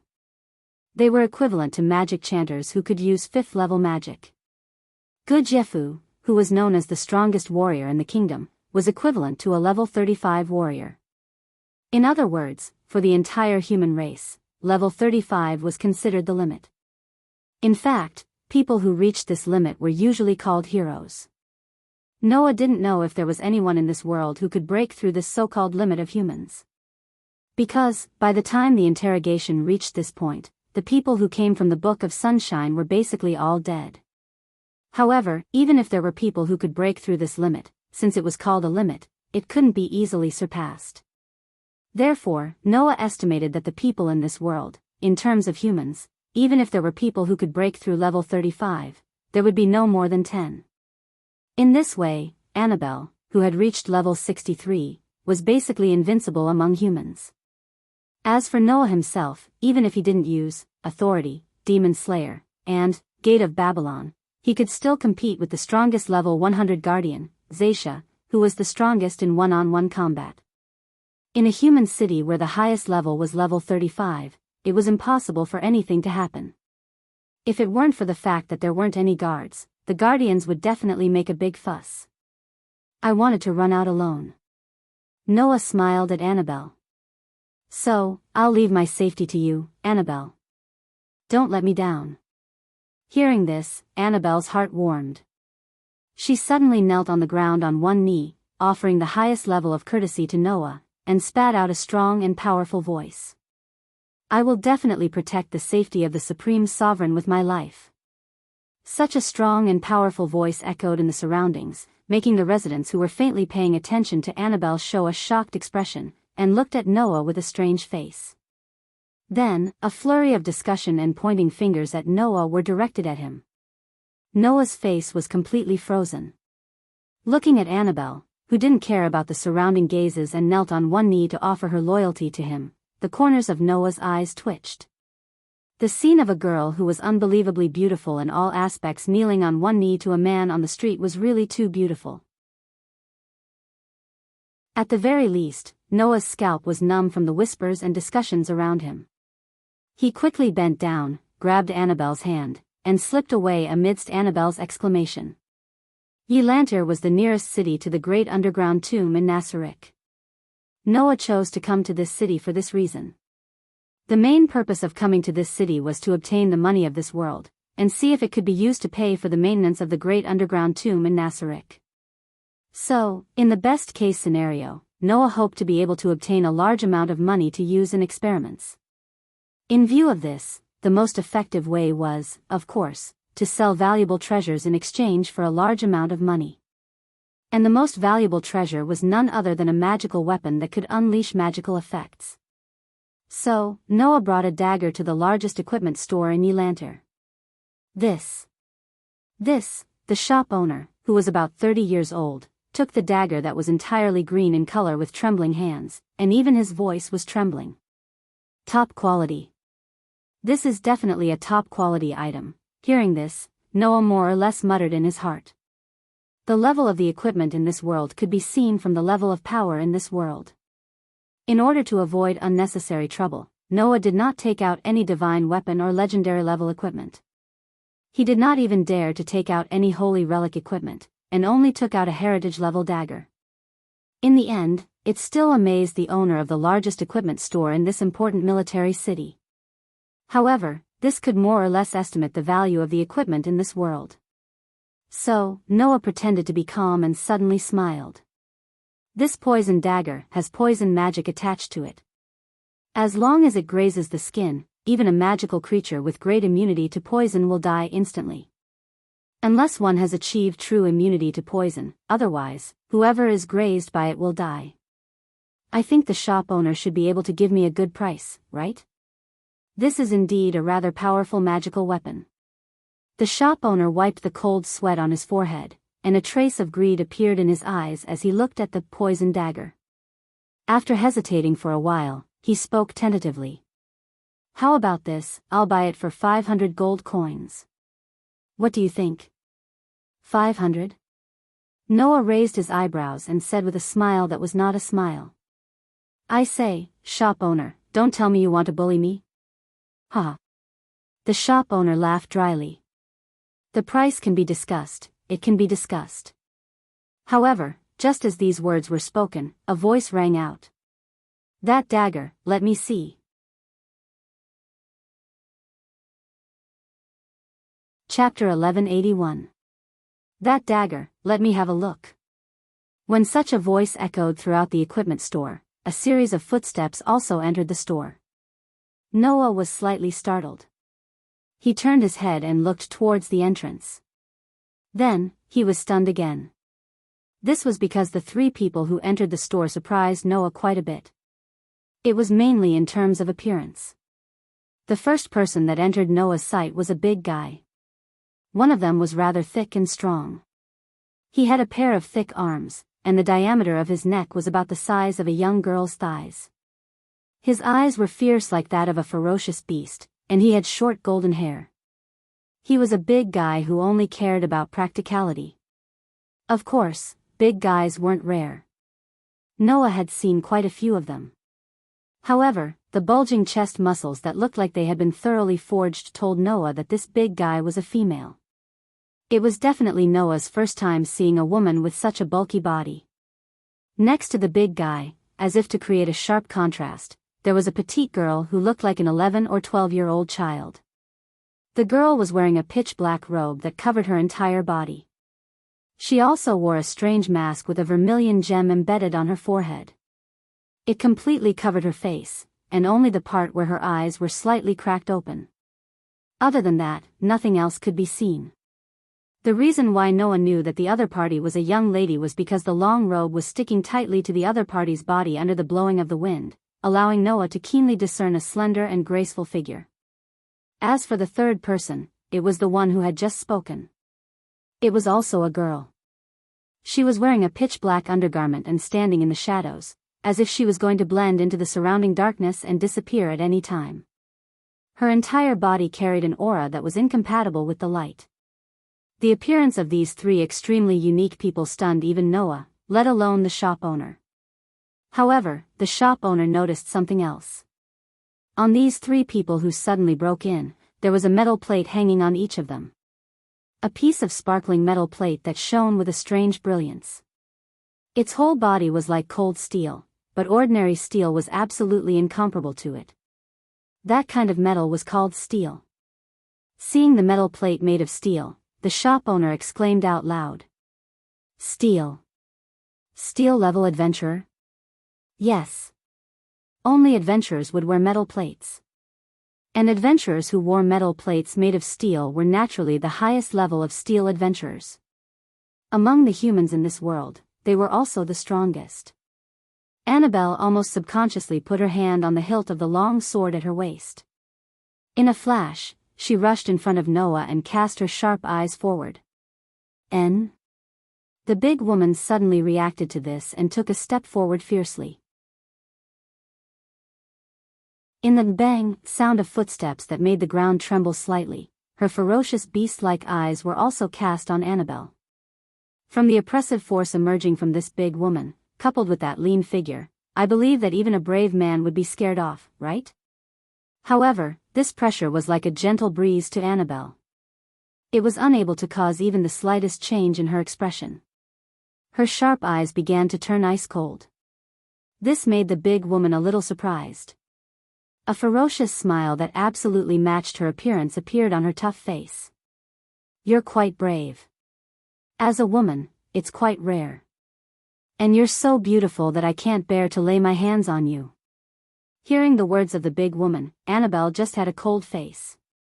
She looked at the other party as if she was looking at a dirty insect, and some murderous aura began to emerge from her body. However, before the murderous aura gushed out of Annabelle's body, Noah spoke. Step back, Annabelle. With one sentence, the murderous aura all over Annabelle disappeared without a trace at once. Her face also returned to the initial expressionless face. She slowly relaxed her body and retreated behind Noah. This scene finally made the three fine steel adventurers discover the existence of Noah. They also understood that the beautiful girl who confronted the fine steel adventurers fearlessly just now was following this person's lead. Ignoring the three fine steel adventurers in front of him, Noah nonchalantly took the poison dagger from the stunned shop owner and held it in front of him. Do you want to see this dagger? Noah's words made the girl who seemed to be about to blend into the shadows raise her head and look at the poison dagger. She made a flat, emotionless voice. Are you going to sell this dagger? If I wasn't selling it, I wouldn't have brought it here. Noah twirled the dagger in his hand as if he wasn't afraid of being cut by the poison magic on it. He shrugged. It's just that I'm not very satisfied with the price of the shop owner. If you want it, as long as you give me a satisfactory price, then it's yours. Suddenly, the girl's eyes were completely focused on the poison dagger. She couldn't shift her gaze away.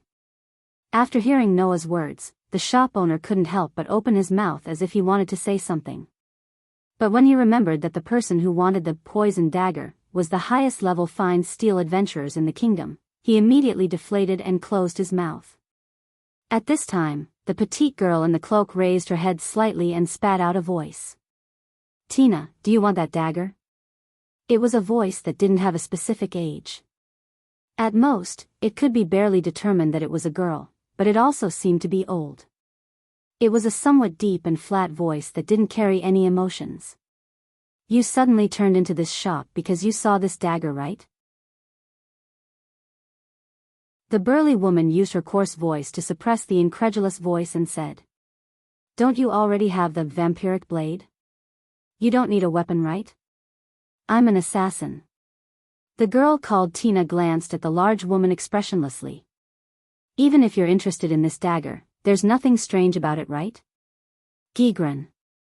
To put it simply, the girl called Tina wasn't interested in the poison dagger's preciousness, but its instant death effect. That's true. The large woman called Gigran nodded indifferently. Anyway, we just happened to pass by this city. If we can gain something, then it's worth it. In Yelanter, there wasn't the highest level fine steel adventurers. In the kingdom known as Yestage, there were only 2 small teams that could reach the level of fine steel adventurers, and they weren't adventurers from Yelanter either. The fine steel adventurers in front of them were obviously a small team. It was also very obvious that they weren't adventurers from this city, but rather from another city. So, saying that they just happened to pass by should be correct. The girl called Tina nodded and looked at Noah. I can buy your dagger for 1,000 gold coins, but I don't have that many gold coins on me. If you're willing, you can come with us to the Imperial City. Go to the Imperial City? Noah frowned slightly. Kid, you won't lose out by coming all the way here for 1,000 gold coins, right? Gigrin cracked a smile and said so. If you're worried about being attacked by demons on the way, then there's no need for that.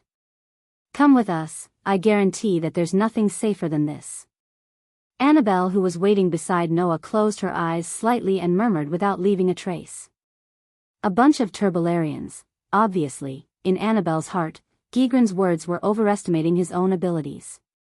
Although the fine steel adventurers were at least level 29 powerhouses, with the level 63 Annabelle around, why would they need the protection of these people?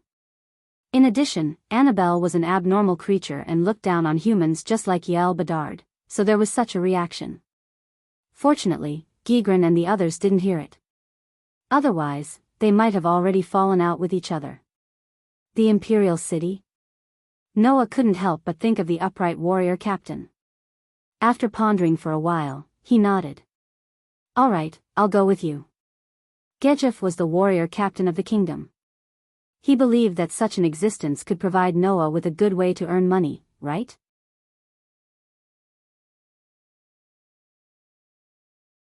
Chapter 1182. After that, Noah found out that the 3 adventurers who wanted to buy the poison dagger from him belonged to one of the only 2 fine steel teams in the kingdom of Leastage, the Blue Rose. It was said that the leader of this fine steel team, named Blue Rose, was a noble of the kingdom. There were a total of 5 members in the team, and all of them were women. Although they were all women, in terms of strength, they were all among the top powerhouses of the human race. Otherwise, in the entire kingdom, there would not be only 2 teams that could reach the fine steel level. For such an existence to come to Yelantir where there were no fine steel adventurers, it was no doubt that they were the real center of attention. Therefore, as soon as they left the equipment store, the 3 fine steel adventurers went into the alley, leaving Noah with only one sentence. Let's meet at the city gate. We will prepare the carriage. After leaving such a sentence, the 3 fine steel adventurers, who were very eye-catching in all aspects, disappeared into the alley. After the 3 of them had all left, Annabelle approached Noah slightly and spoke softly. Sir Noah, do you really plan to go to the capital? Yes. Noah nodded without turning his head. There, I should be able to find a way to make money easier. But, is that okay? Annabelle could not help but ask. Don't you need to discuss it with Sir Yerbade first? You just need to inform Yerbade. Noah thought for a while and said. Anyway, with the message, we can keep in touch at any time. Even if something really happens, we can instantly teleport back to the big underground tomb in Nasarick. There's no need to worry too much. The last time, when Gujiefu invited Noah to the capital, Noah was already tempted. However, because the operation of the big underground tomb in Nasarick had not been officially opened, Noah did not accept Gujiefu's invitation. Now, the operation of the underground tomb in Nasarick was on track. With Yair Bird and Demiugos around, there was no need for Noah to personally take care of the management. Coupled with the most important issue of money, it was now necessary for him to make a trip to the royal capital. Understood. Yair Bade nodded obediently, then pressed a finger to his temple. Then, I'll report this matter to Lord Yair Bade first. Noah nodded absent-mindedly. His eyes were still staring at the place where the 3 fine steel adventurers from Blue Rose had left. His eyes narrowed slightly. There were only 2 steel tier squads in the kingdom. Even if the members of such an illustrious team were not as good as Gujiefu, they were not far behind, right? Of course, this was not the reason why Noah paid attention to the 3 adventurers from Wild Rose mercenary group. Noah was paying attention to the petite girl who had wrapped herself tightly in a black robe. Noah felt a strange aura from the girl. That aura was very strange. Noah had also sensed the same aura from Zaisha. However, that girl's aura was not as strong and valiant as Satya's. Vampire? Noah raised the corners of his mouth. Interesting. About 30 minutes later, Noah and Annabelle arrived at the city gate. There, a carriage had already been parked. Next to it, the three steel-tier girls seemed to have been waiting there from the beginning. They seemed to be talking about something. When they noticed Noah's arrival, they turned their gazes to Noah one after another. Too slow, boy. Gagrain showed a ferocious beast-like smile to Noah. You actually dare to make me wait for you. You've got guts. Gagrain's rude words made some anger appear in Annabelle's eyes, and her gaze towards Gagrain was full of hostility. If Noah hadn't warned Annabelle in advance, she might have already launched an attack. And Gagrain obviously noticed Annabelle's hostile gaze. He raised his brows and looked at Noah. Is that your follower? She seems to be very capable. Gagrain wasn't mocking, but telling the truth. In the kingdom, Gagrain was also very famous. As the highest level of steel-tier adventurer, Gagrain was definitely qualified to be called a hero. Facing a person who could be called a hero, to be able to display such blatant hostility in front of Gragland, that wasn't something that could be done casually. To put it bluntly, even Secret Silver and Orichalcum adventurers dared not confront Gagrain like this. Therefore, Gagrain didn't hate Annabelle. On the contrary, he admired her very much. It was just that he didn't know why such a beautiful and capable girl would be so obedient to a man. In this regard, Noah just smiled indifferently. Sort of. Is that so? Gagrain curled his lips. Well, it has nothing to do with me anyway. After saying such a sentence, Gagrain got into the carriage. His huge body caused the entire carriage to sink a little. It must be quite difficult for the horse to pull such a person, right? Then, Tina also got into the carriage. The remaining petite girl in a black cloak seemed to have glanced at Noah and Annabelle through the strange mask. After pausing on Noah for a while, she also got into the carriage. What a rude bunch of insects. Annabelle's voice became low and deep. How dare they get into the carriage before Sir Noah? Sir Noah, can you allow me to pull out their tongues and stuff them into their nostrils? No. Noah sighed. I forgot that the reason why I didn't go to the royal city last time was because I was worried that you guys would cause unnecessary trouble because of your hateful personalities. After saying that, Noah went forward with Annabelle as if he had a headache and also got into the carriage.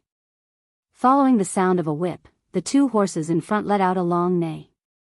Then, the carriage moved forward on the road. In the carriage, Gagrain, Tina, and the group of cloaked girls sat in a row. Noah and Annabelle sat opposite the three of them. Because they were only in a business relationship, both sides didn't talk and an indescribable silence enveloped the entire carriage. In this regard, no one present cared and didn't feel that there was anything wrong with the atmosphere. Needless to say, Tina and the group of cloaked girls weren't the kind of people who couldn't stand loneliness and silence from their voices and dressing. Annabelle didn't even have the slightest intention to talk to humans. Noah only supported his chin with one arm and looked out of the window. It seemed like he was just looking at the scenery, but in fact, he was silently memorizing the path. Noah didn't have a map of this world. Being able to reach Elantir was entirely due to the guidance of the residents of Khan Village. The villagers of Khan Village did provide Noah with a map, but the map wasn't very detailed. Therefore, Noah compared the map in his mind and after confirming that this road was indeed leading to the royal city, he turned his gaze back. And when he turned back, Noah noticed it. The cloaked girl seemed to be looking at Noah. Although the strange mask on her face didn't reveal her expression, Noah could still feel her gaze through the thin slits of her eyes.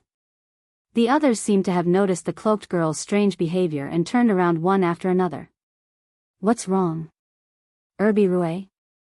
Gagrain spoke without mincing his words. Have you taken a fancy to this man? Want to sleep with him for a night? This sentence directly caused the atmosphere in the carriage to become extremely strange. Annabelle clicked her tongue and looked at Gagrain and the others with a gaze that couldn't be described as unfriendly. She was really considering where to start. Tina didn't find it strange and directly closed her eyes and turned her head away. As for the cloaked girl called Irby Rouet, her entire delicate body trembled slightly. Then, she turned her head and looked at Gagraine. Brainless muscle girl, have you thought of men to this extent? I'm worried for you, Gagraine said nonchalantly. After all, you didn't seem to be interested in men before. Being interested doesn't mean that I'm thinking of men. Irby Rouet was speechless. So, you'd better shut up. As soon as he finished speaking, Noah suddenly smiled. I don't mind.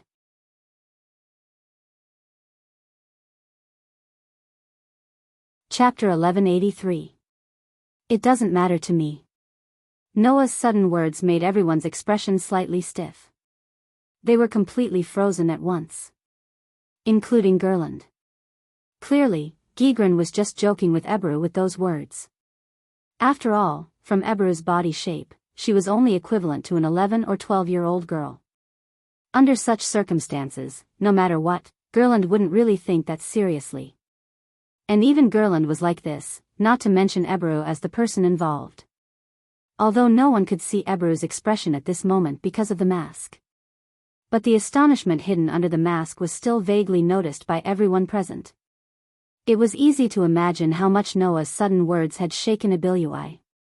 As for Annabelle, this combat maid's frosty face had long collapsed. She looked at Noah with the most astonished gaze she had ever seen before, stuttering as she spoke. How can such a lowly creature? Before Annabelle could finish her sentence, Noah raised a hand and stopped her. Ignoring Gerland and Tina's astonishment, Noah looked straight at Ebru, smiled indifferently, and said such a sentence. Can't help it. Who asked me to be interested in you? Logically speaking, with the previous words as a foreshadowing, this sentence should sound full of a pink atmosphere.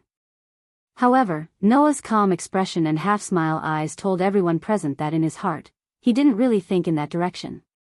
In that case, the meaning of Noah's words was quite worthy of further investigation. The way Gerland and Tina looked at Noah had completely changed. Ebru felt as if she was completely seen through under the gaze of that pair of dark and deep eyes, and a chill burst out of her heart. It was only at this moment that the three fine steel adventurers realized. Perhaps, this man Noah was very likely to be more complicated than Annabelle. Giglan stared at Noah, his muscles tensing up. Who would have thought that there would be a time when I make a mistake? Elua is still the best, don't praise me, I didn't notice it either. Ibilua sneered. It's just that my intuition tells me that this man is not simple. In contrast, Tina didn't say anything. Instead, she silently placed a hand behind her back before reaching into her waist. There must be a weapon there, right? Seeing that Ibru, Jaren, and Tina were all on guard, Annabelle, who had calmed down, glared coldly at the three adventurers, causing the atmosphere in the carriage to become extremely sinister. However, this was something that could not be helped.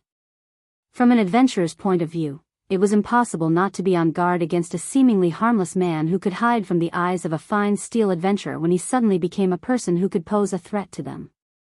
I should have thought of that long ago. How can a person who can have a capable attendant be an ordinary person?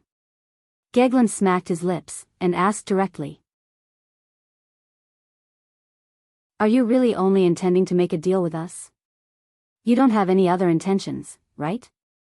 It's time for you to shut that stinky mouth of yours, woman. Annabelle finally couldn't hold back and glared coldly at Gegland. Mosquitoes like you aren't worthy of Master Noah's swatting hand. You should know how much weight you have. Are your eyes made of muscles too? Do you want me to help you train while I'm at it? Oh.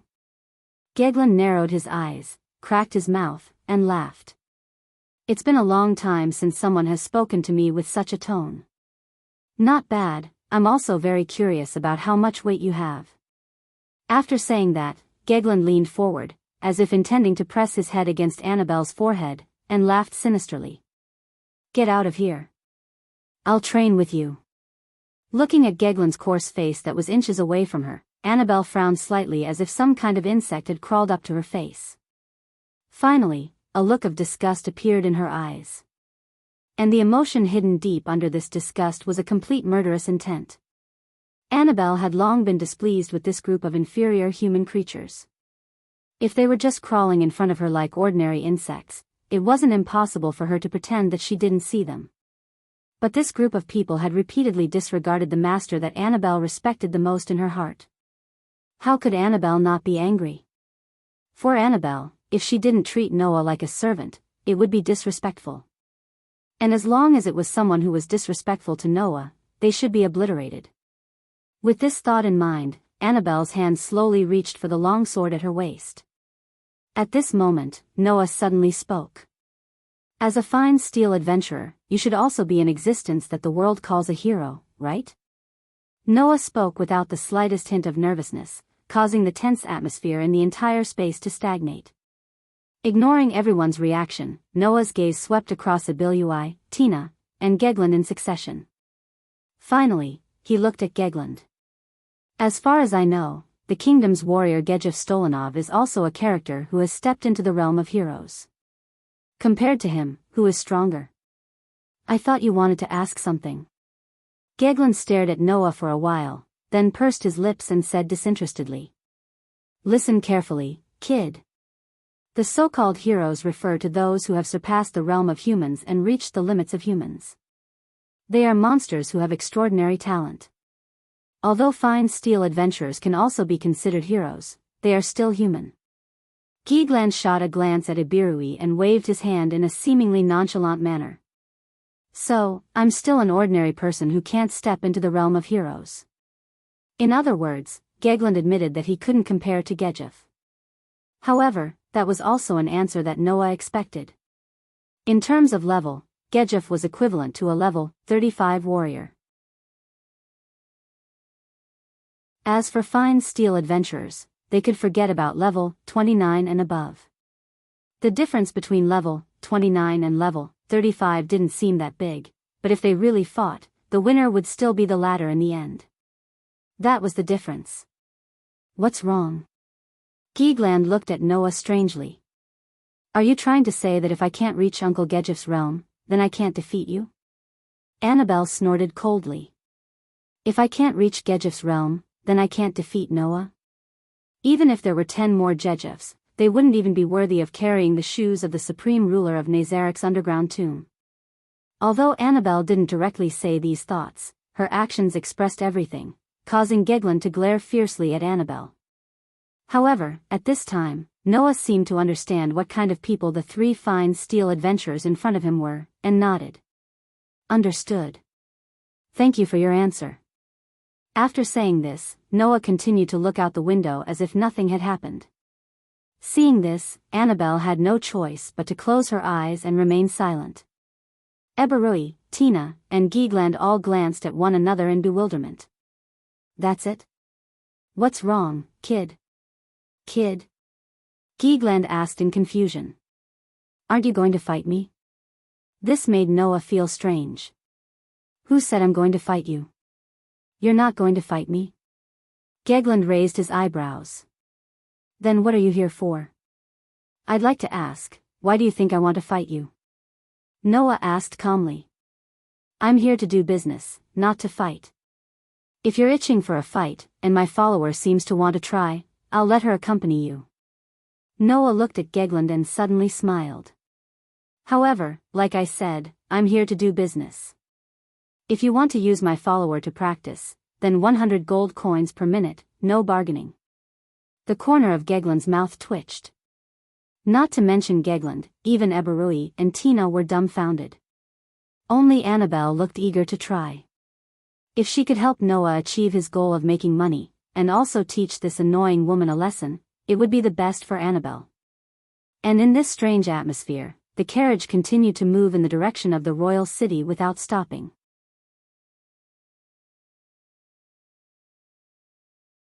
Chapter 1184. If one had to use a word to describe the kingdom's royal capital, then there was only one word that could fully express it. That was ancient. To put it nicely, this word meant that it had a long history. To put it bluntly, this word could also be used to describe the royal capital's antiquity. At least, that was how Noah felt. Unlike the brand new buildings in Elanter, most of the buildings in the royal capital were very old and rustic, without any novelty or novelty.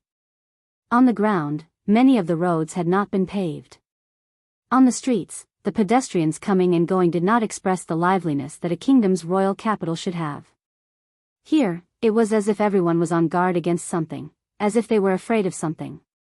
Even if they were talking to each other, they did not dare to speak too loudly, causing the entire space to present a lifeless and heavy atmosphere.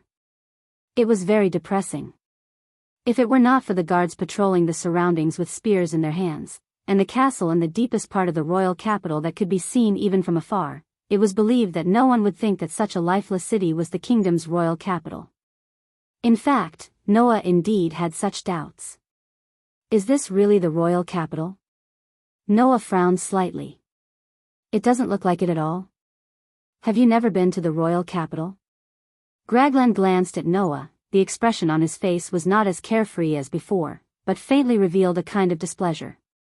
This is also something that can't be helped. Although the royal capital's security is not bad compared to the other cities, this kingdom is not a place where people can live peacefully for the rest of their lives. It is already considered good that a large number of demons did not directly attack the city. Noah and Annabelle instantly looked at each other. At this point, it was necessary to mention the situation of the kingdom of Restige. Among the three kingdoms, the empire and the theocracy, the kingdom was undoubtedly the weakest. There was no other reason other than that this kingdom had hidden dangers that could not be ignored. Nobles. Simply put, in the kingdom, basically, all the nobles belonged to the kind of families that were rotten to the core. In the kingdom, the royal family owned 30% of the country's land, the nobles owned 40%, and the rest was privately owned. It was a feudal country. However, in such a feudal country, the royal family was always under the control of the aristocrats. For example, all the nobles in the kingdom were currently divided into two factions, the royal faction and the aristocratic faction. The royal faction naturally supported the current king and served the current king. The aristocratic party, on the other hand, was secretly opposing the royal party. After the current king abdicated, they intended to support the prince under their control to take over the throne and thus control the entire political power of the country. In addition, the empire had always been eyeing the kingdom covetously. With the constant war between the empire and the kingdom naturally became the weakest country. In other words, this country was gradually becoming corrupt due to the greed of a group of foolish nobles for political power and benefits. Who knows if we'll suddenly provoke those foolish nobles while we're walking on the road? Even if we bump into them, I reckon we'll either be beaten to death or have all of our wealth squeezed out of us, Gigland said in displeasure.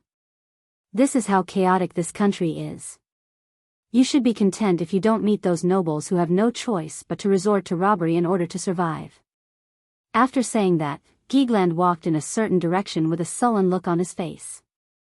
Clearly, Gigland's sullen attitude was not directed at Noah, but at those nobles. Although Ibilua and Tina didn't say anything, they didn't find Gigland's displeasure to be inappropriate in the slightest. They followed behind Gigland and walked forward. Our team leader should be waiting for us right now. Tina also left this sentence behind. That's why you should come with us. Noah shrugged nonchalantly. He brought along Annabelle, who was indifferent to everything around her, and followed behind the three fine steel adventurers as they walked forward together. Along the way, many people cast their gazes at Noah and the others, and whispered discussions broke out. It was difficult for three fine steel adventurers of the highest level to not attract attention when walking on the streets.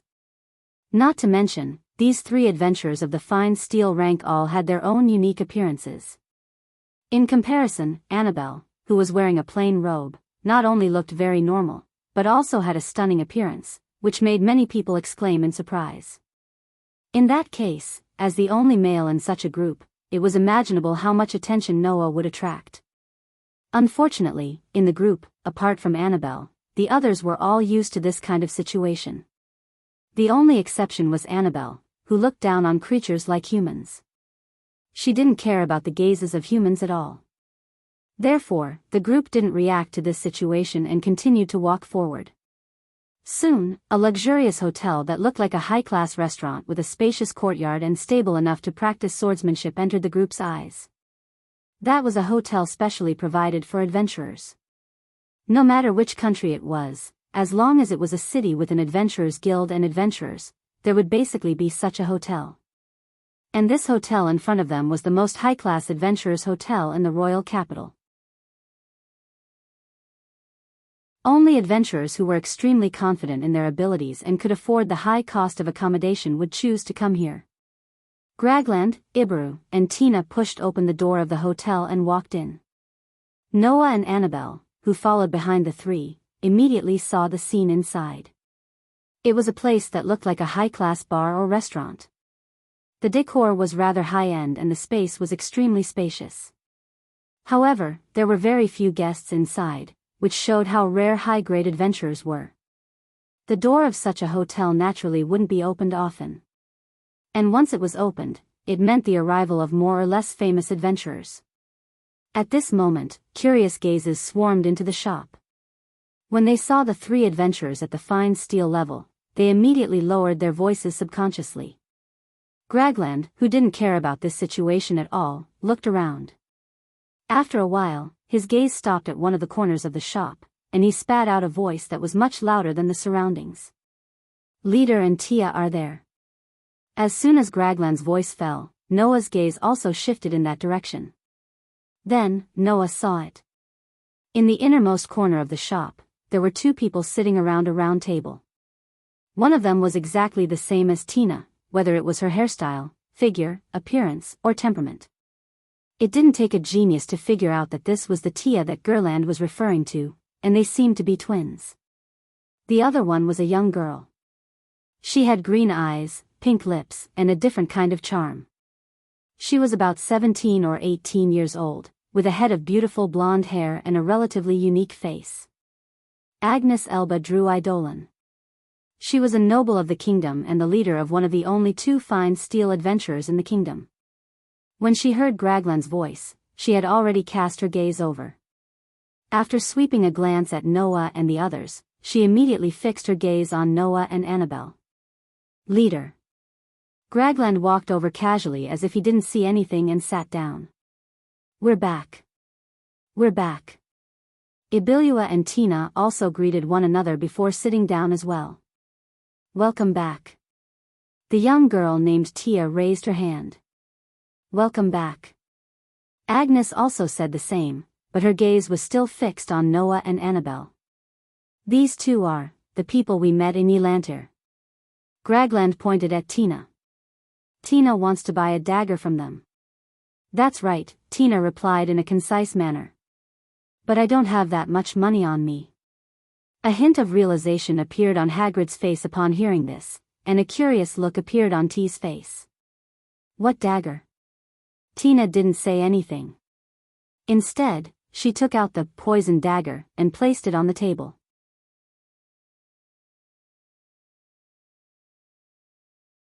Chapter 1185. When the emerald green dagger with a frightening silver glow appeared in front of the fine steel adventurers, even Hagrid's eyes lit up. Since even Haggis was acting like this, Tia, who was also an assassin like Tina, reached out her hand and picked up the poison dagger from the table. She looked at it carefully and spun it around a few times in an extremely nimble manner. Then, she made a sound. This is good stuff. Logically speaking, a fine steel adventurer's equipment could only be of a high level. Therefore, the adventurers belonging to the fine steel level team called Blue Rose had already seen a lot of good quality equipment. They even had excellent equipment themselves. If even a fine steel adventurer said that the poison dagger was a good item, then the value of this dagger could only be imagined. Of course, to Noah, this was just an heritage grade dagger, which was equivalent to an E-grade weapon. But to the people of this world, an heritage grade weapon was equivalent to an E-grade weapon. It could already be considered as the best. I want it too. Tina could not help but look at Noah. Do you have another dagger like this?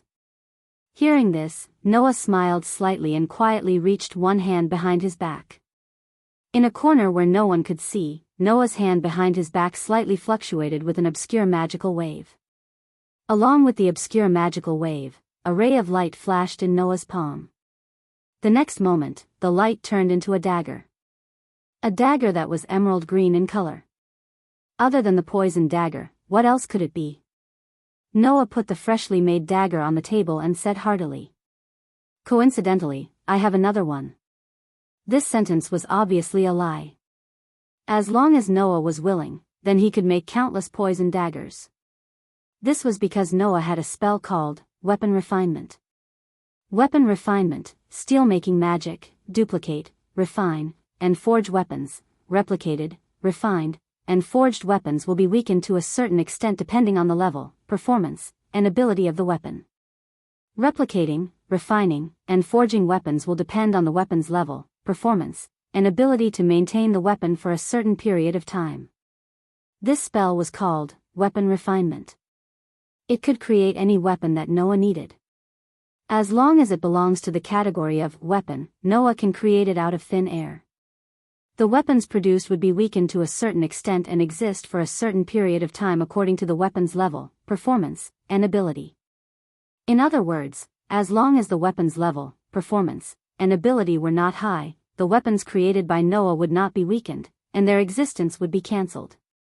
Coincidentally, the legacy weapon called the poison dagger was only equivalent to a grade E relic, and its ability was only enhanced with a poison spell. For a weapon of this level, Noah could casually create it with the magic of weapon refinement, and it would neither weaken nor disappear. Unaware of this, Tia happily picked up the other poison dagger and said without giving him an explanation. Then I'll buy this one. Good lad. Gerland looked at Noah in surprise. You actually have a hidden weapon? Don't tell me you have something else? Noah did not answer Gerland's question. Instead, he spread his hands and looked at Tia. Miss Tina spent 1,000 gold coins to buy this poison dagger. Oh. Tia was startled. After hesitating for a moment, she said. In other words, we have to pay you 2,000 gold coins? That's right. Noah's lips curled up. How about it? Can the two of you afford it? Tina and Tia looked at each other and immediately looked at Hagrid. Although 2,000 gold coins seemed like a small amount, it was actually quite a large sum. For example, the taxes that the nobles in the kingdom collected from all the citizens in their territories, apart from the nobles who were quite powerful, would be around this amount in a month. In fact, some of the weaker nobles with smaller territories would not even be able to collect this amount in a month. As members of one of the only two fine steel adventurers in the kingdom, Tina and Tia had the means to come up with this sum of money. However, such a large sum of money was definitely not something they could carry around with them. Apart from being a fine steel adventurer, Hagrid was also a noble of the kingdom. Hagrid shook her head helplessly when she felt Tina and Tia's gazes. Then, she smiled sweetly. That's fine too. With these 2 daggers, Tina and Tia's strength will increase again. I'll pay for this for the time being. After saying that, Agagi untied a leather pouch from her waist, opened the pouch, and took out a gold coin from it. No. That was not a gold coin. This was because it was not a dazzling gold. Instead, it was similar to silver. It shone with a dazzling light, and its color was even more dazzling than normal silver. This was a platinum coin. It was 10 times more valuable than a gold coin. A platinum coin was equivalent to 10 gold coins in the general currency. Hagrid took out 200 platinum coins and put them in another leather pouch before handing it to Noah. 200 platinum coins is equivalent to 2,000 gold coins, right? Platinum coins? Noah thought for a while and nodded. That's right. I'll take it then. Although he did not know if the platinum coins could be used to pay for the maintenance of the underground tomb in Nasarick, if they could be used, they might be worth more than gold coins. Even if they could not be used, they could still be exchanged for gold coins elsewhere. Therefore, for Noah, it was not a bad idea. Thus, Noah reached out and grabbed the leather pouch that Hagrid handed to him. However, when Noah wanted to take the leather pouch, he realized that Hagrid was not looking at him. Hagrid did not let go of the leather pouch. A pair of green eyes stared straight at Noah, and Hagrid asked with a smile. "By the way, I haven't asked your name yet." Noah raised his eyebrows and looked at Hagrid's smiling face. After a while, he spoke indifferently. "Just call me Noah." Hearing these words, Annabelle raised her eyebrows and opened her mouth slightly. She seemed to want to say something, but in the end, she suppressed it. However, even so, there was still a trace of resentment in Annabelle's eyes. That was Annabelle's displeasure at the fact that humans, as inferior creatures, called the supreme ruler of the underground tomb in Nasarick by his name. What Annabelle didn't know was that, in fact, Haggis had been observing this good-looking girl who was silently following behind Noah. Therefore, the fleeting resentment in Annabelle's eyes made Hagrid's eyes flicker slightly. However, Hagrid did not notice it either. In front of her, Noah also clearly saw the undulating waves in the pair of green eyes.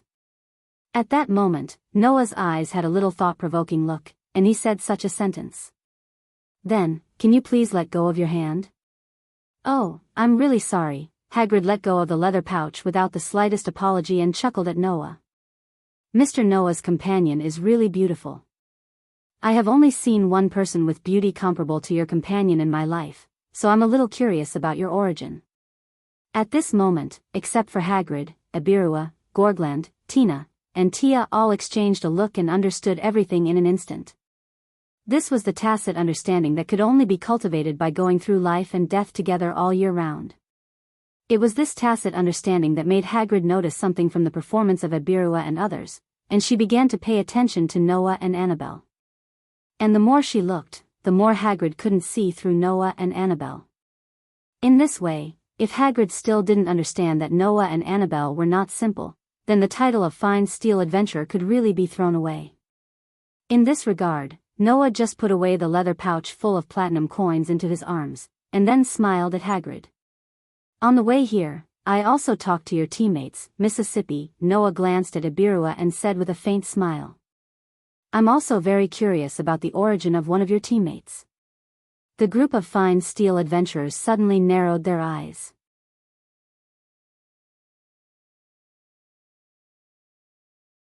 Chapter 1186.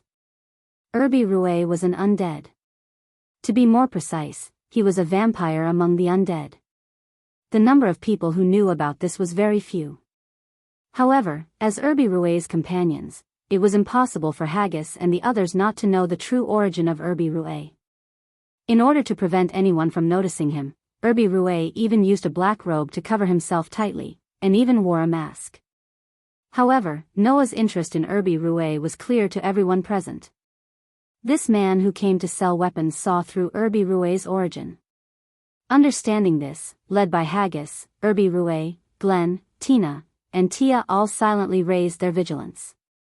This was especially true for Irby Rouet. On his mask, his eyes seemed to flash with a red light, making everyone present feel a trace of blood in that instant. What was an undead?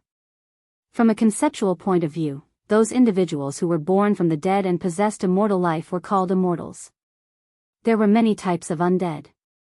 For example, zombies and skeletons were the most common type of undead. Similarly, vampires were also a type of undead. And because the undead were basically individuals born from the dead, under normal circumstances, the undead were the kind of existence that hated life.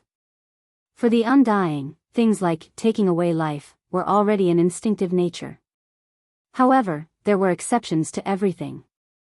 Among some intellectual undead, there were also some who could suppress their hatred for life and establish interpersonal relationships with the living. For example, Satya, the true ancestor of vampires, never showed this kind of instinctive hatred for Noah. Of course, Noah was the supreme ruler of the underground tomb in Nasarick, but it also meant that Satya could control her hatred for life very well. Otherwise, Satya wouldn't have offered the highest level of loyalty to Noah. Irby Rouet was obviously such an undead. Noah was interested in Irby Rouet for two reasons. First, it was because he could feel that this Lolita vampire was not as simple as she seemed. Being able to integrate into human society so well proved that Irby Rouet was definitely not the kind of low-level undead that would be devoured by instinct and not have high intelligence. At least, in Noah's view, this lowly vampire was definitely much higher than the so-called fine steel adventurers in terms of level. Preliminary judgment, it was estimated that she was around level 50. So, even if Gujiefu stepped into the hero realm, if Irby Rue was serious, she could kill him in one move. Seeing that the group of fine steel adventurers showed a vigilant attitude towards him, Noah smiled bitterly. Okay, everyone, you don't need to be so vigilant against me. I'm just interested because I have a companion like Ms. Irby Rue. The same? Led by Haggis, the group of fine steel adventurers were stunned. Same. Irby Rue was also stunned on the spot. Even if her expression could not be seen, it was still obvious how shocked she was. Only Annabelle frowned and couldn't help but speak. I think that Lady Satya is much nobler than her. Wasn't that right? In terms of race, Satya was the true ancestor of vampires. In terms of status, Zaisha was the strongest one among the guardians of the underground tomb in Nasarick. And in terms of level, Satya was the maximum level of 100. Compared to Satya, Irby Rue was undoubtedly more than one level lower. However, Irby Rue, who didn't know this, was a little annoyed. Is that so? Irby Rue said so. Then, if there is a chance, you must let me see the Satya you are talking about.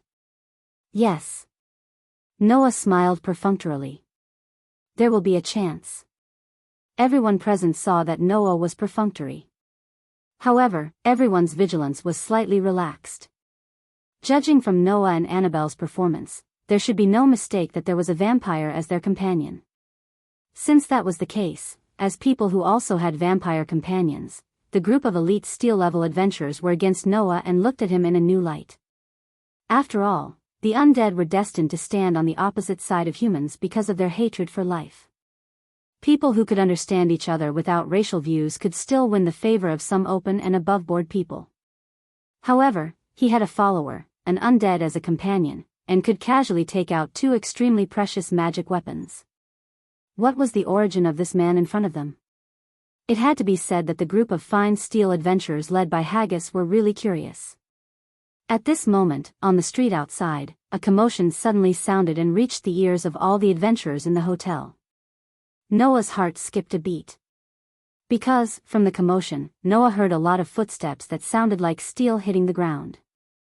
It was the sound of iron boots hitting the ground. Moreover, the number of footsteps was quite large. In the hotel, the group of adventurers also heard these sounds clearly and immediately began to talk about it. Listening to these footsteps, it should be soldiers or guards, right? With such a large number of soldiers or guards dispatched, did something happen again? Who knows? Maybe it's those nobles who like to play tricks and take out their private soldiers to show off. That's right. The group of adventurers had such a conversation while their faces were more or less filled with disgust. It seemed that in the kingdom, the nobles were really disliked. Especially in the capital where the nobles were mostly, it was even more so. As a member of the nobles, Haggis could only smile bitterly at this situation, but there was nothing she could do.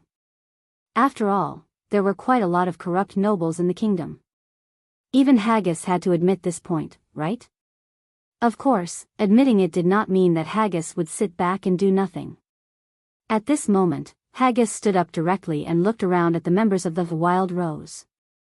Let's go out and have a look. Except for Haggis, the other 4 members of the Wild Rose nodded without any objection and stood up. Mr. Noah. Haggis looked at Noah and said, "Do you want to go with us to have a look?" "All right." Noah pondered for a moment, then nodded. "I have someone I want to find. If I follow you, it may be easier to find him." After that, Noah took Annabelle and walked out of the hotel with the adventurers of the Wild Rose. However, just as they walked out of the hotel and entered the street, the commotion suddenly expanded. On the street, because of the commotion just now, all the residents disappeared. They should have seen that the situation was not good and directly fled. On such a vast street, a group of guards with long swords and spears were surrounding a group of people who looked like outlaws. No. It should be said that there was a fight going on. Those outlaws were all more or less equipped with some weapons in their hands, and they fought fiercely with the surrounding guards. In the fight, the guards who surrounded the group of outlaws seemed to be a little timid. They did not look like well-trained warriors at all. Instead, they looked like strong ordinary people who were forced to do something beyond their abilities. In fact, this was indeed the correct perception. Unlike the soldiers who protected the king's city, the guards who patrolled the king's city were promoted from the civilians and did not have sufficient training. They were just a group of ordinary people who knew how to use weapons. Now, facing a group of fierce outlaws, these guards were naturally afraid. Many of them could not even hold their weapons steadily. Under such circumstances, the group of outlaws rushed out. "Get out of my way." A guy who looked like the leader directly kicked away a guard who screamed a little exaggeratedly, and rushed directly in the direction of Noah and his companions with his companions. Not knowing if it was because they were in a frenzy, this group of outlaws did not even find the metal cards of a group of fine steel adventurers. They rushed up with a ferocious face. "Those who block the way, die." Roaring such a sentence, the guy who looked like the leader was the first to rush out of the crowd. The blood-stained sword in his hands suddenly slashed out, cutting the air, and mercilessly falling on the head of the person in front of him. That person was Noah.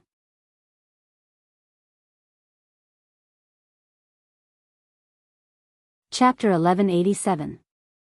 Swish. Just like that, the sword that carried the smell of blood slashed down towards Noah's head. From the looks of it, he had no intention of showing any mercy. Seeing this scene, many of the guards even cried out in surprise. It was as if they could already see the scene of Noah's head being cleaved into two by this sword. However, as the person in question, Noah merely looked at the sword that was slashing down at his head, and there was not the slightest change in his expression at all. It wasn't just Noah. Even the fine steel adventurers of Wild Rose didn't react to this situation. They just looked at the outlaw who was slashing at Noah with a calm expression. Obviously, no one thought that Noah would be injured in such a situation. Including Annabelle. However, that was just that. Even though she knew that these ants couldn't even harm a single hair on Noah's body, Annabelle still couldn't stand by and watch these lowly human beings attack the supreme ruler of Nazareth's underground tomb. Lightning strike. When this cold voice echoed in the surroundings, a dazzling bolt of lightning suddenly streaked across the space behind Noah, landing on the outlaw who was about to slash his sword at Noah's head. Bang! Along with the sound of an explosion, dazzling thunderbolts directly exploded on the outlaw's body, turning into chaotic electric snakes that covered the outlaw's entire body. Beep, beep, beep. Ah! The sound of electric currents colliding and the mournful screams resounded through the entire space at the same time, instantly attracting the attention of everyone present. Not long after, the outlaw whose body was covered in lightning snakes became charred black. His body emitted a burnt smell and his eyes rolled back. He maintained his posture of raising his sword to chop Noah's head as he slowly fell to the ground. The outlaws who rushed out with him all stopped in their tracks and looked behind Noah in horror. Over there, Annabelle raised a finger to the front. There were still flashes of lightning on the finger, telling everyone present who had launched the lightning strike just now. M.O. Magic Chanter. And he's a third-ranked magic caster. Damn it. All the outlaws fell into a state of panic. The spell named Lightning Strike was indeed a third-ranked spell. Being able to use third-order magic proved that Annabelle was at least a platinum-level adventurer. An expert of this level was definitely not in existence that those outlaws who only knew how to wield their swords could match. Thus, those outlaws all panicked. The cowering guards were overjoyed. Only the fine steel adventurers from the Blue Rose mercenary group still had the same expression. As the highest-level elite steel-tier adventurers, only a spellcaster who could cast 5th-tier spells could match them. And because of their previous impression, the group of fine steel adventurers from Blue Rose did not think that Annabelle was just a spellcaster who could cast third-ranked spells. So, this level was not enough to surprise Hagrid and the others.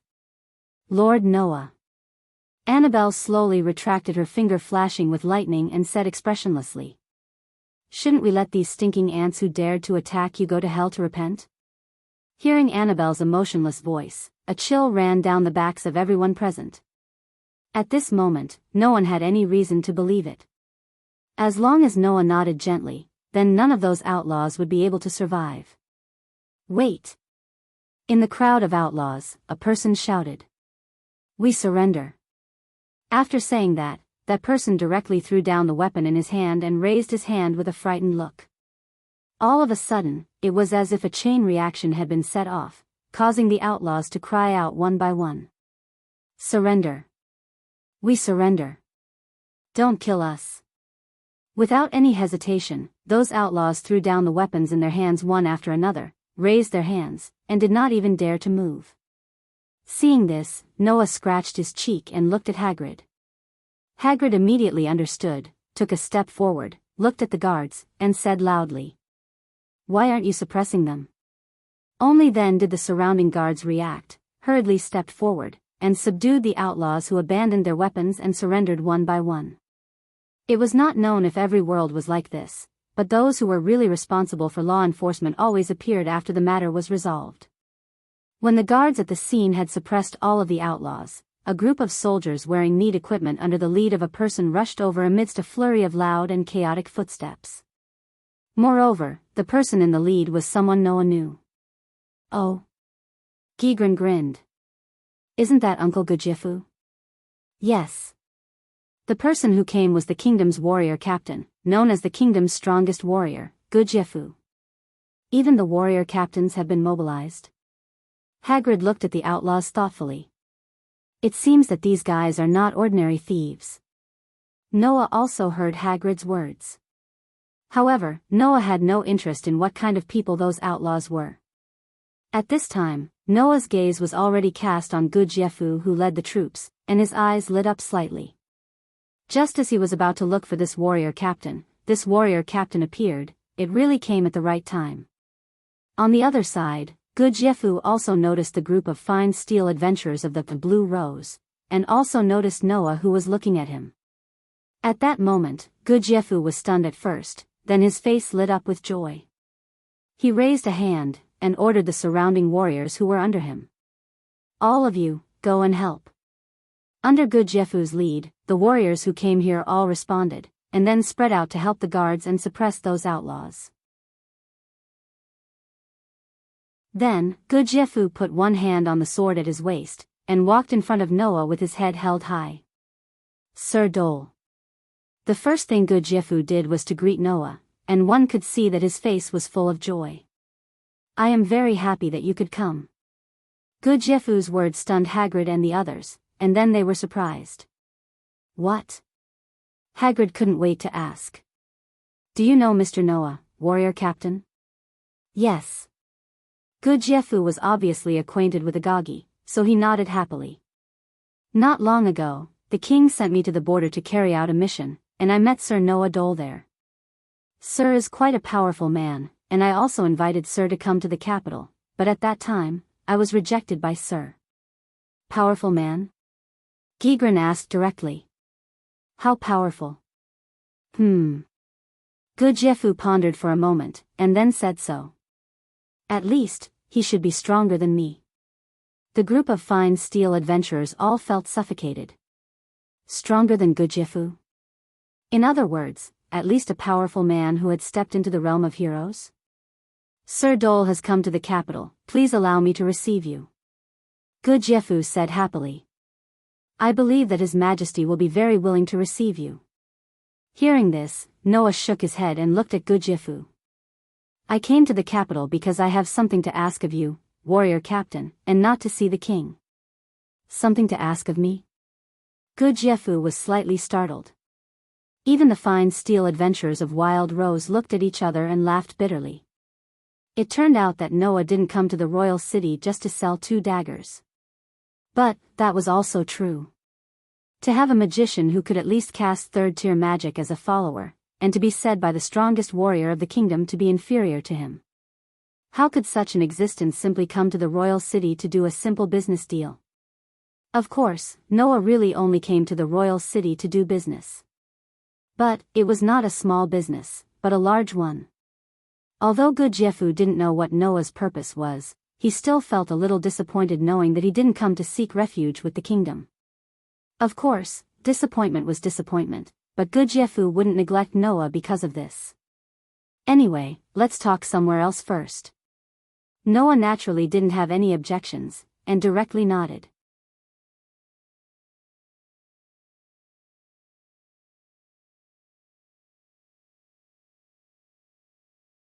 That was right. The reason why Yair was so depressed was because the seduction plan had failed a while ago. With Xiataya poking at his sore spot, Yair's beautiful face twisted to a degree that an ordinary lady would never have. Yair immediately looked at Xiataya with a cold smile. At the very least, I still have a chance to seduce Lord Noah. Compared to a vampire who can only stay in the first, second, and third floors all day long and can't even see Lord Noah's face. I can only hide in my room and deal with vampires by myself. This time, it was Xiataya's turn to be poked at her sore spot. The corners of her mouth twitched and her face twisted. No matter how one looked at the two of them, they were the highest level of beauty. Their beautiful faces were twisted to a degree that would frighten an ordinary man, causing the timid Malay to shrink his head. Humph, don't be too happy. Xiataya's face twitched as she looked at Yair. The smile on her face was as ugly as it could be. I just didn't have the chance. Once I had the chance, I would have succeeded in one fell swoop. I definitely wouldn't be like you and scare Lord Noah away. Who did you say scared Lord Noah away? Yair was agitated. Lord Noah just felt that at this important moment when the underground tomb of Nassarik is officially in operation, he can't focus on personal relationships. He's so kind that he couldn't bear to reject me, so he chose to run away. Even if Lord Noah is kind, it can't hide your failure. Xiataya puffed up her voluptuous breasts that didn't match her age and said proudly. After this period of time passes, the kind Lord Noah will finally be able to get away from his busy work. I won't have to look after the first, second, and third floors all the time. Then, I can be intimate with Lord Noah. As she said this, Xiataya's beautiful face turned red and her expression became extremely flirtatious. That look was enough to make any man go crazy and lose his mind. However, the words that came out of the mouth of such a seductive girl made people speechless. I wonder if Lord Noah will love me as fiercely as he did in the throne room. Xiataya looked as if she was enduring something and felt very uncomfortable. If Lord Noah can whip me as fiercely as he did back then, how great would that be? Seeing Shadia reveal the standard masochist's dazed expression after being ravaged, Yal, Mer, Cossets, and Dimiyugos were all speechless. TSK, Yair was speechless. Damn masochist. Huh. Xiataya's expression stiffened, and she returned to her original state as she glared at Yair. Filthy slut. Who are you calling a filthy slut? Yair glared at Xiataya. I keep my body clean every day for Lord Noah, and I'm ready to give my first time at any time. Am I not? Xiataya glared at Yair as well. I take care of my skin every day for Lord Noah, and I'm looking forward to seeing Lord Noah leave whip marks on it. Suddenly, the two extremely beautiful girls started an argument that seemed to have no bottom line. If Noah was here and heard the conversation between Yair and Xiataya, he might really be scared away and not dare to come back. Yair, Mer, Cossets, and Dimiyugos could only look at each other and sigh helplessly. Just as everyone felt that they should stop it, the door suddenly opened. Sebastian, who was wearing a butler's uniform, walked in from outside. As soon as he came in, he spoke to everyone present. Guardians, Khan Village has welcomed an uninvited guest. That one sentence silenced everyone present.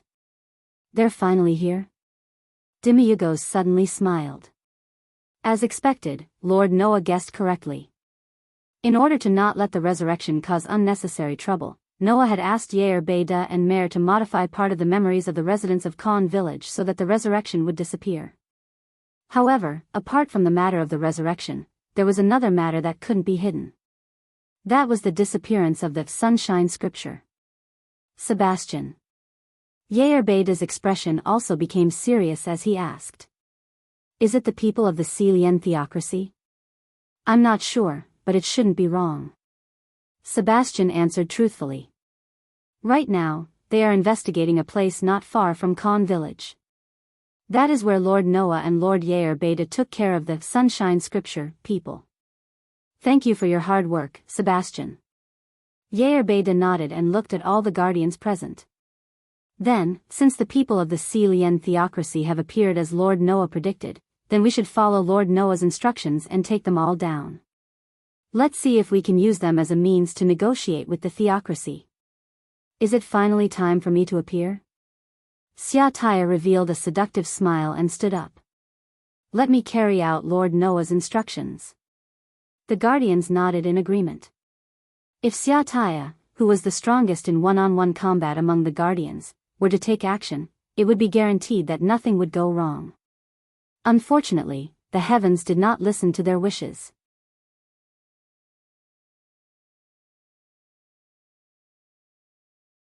Chapter 1189.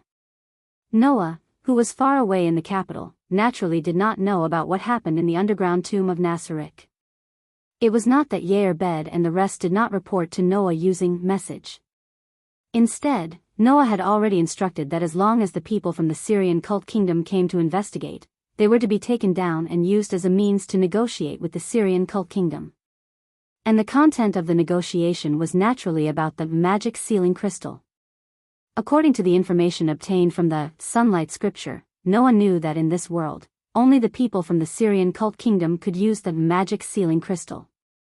That was the most precious treasure of the Syrian cult kingdom, and only the higher-ups of the Syrian cult kingdom could have it. Other than the Syrian cult kingdom, no one else had the magic sealing crystal. And it was said that the magic sealing crystal seemed to be a treasure left behind by the 6 great gods who had descended into this world a few hundred years ago and became the religion of the Syrian cult kingdom. How could the 6 great gods have the magical equipment in Yggdrasil? This was what Noah wanted to know.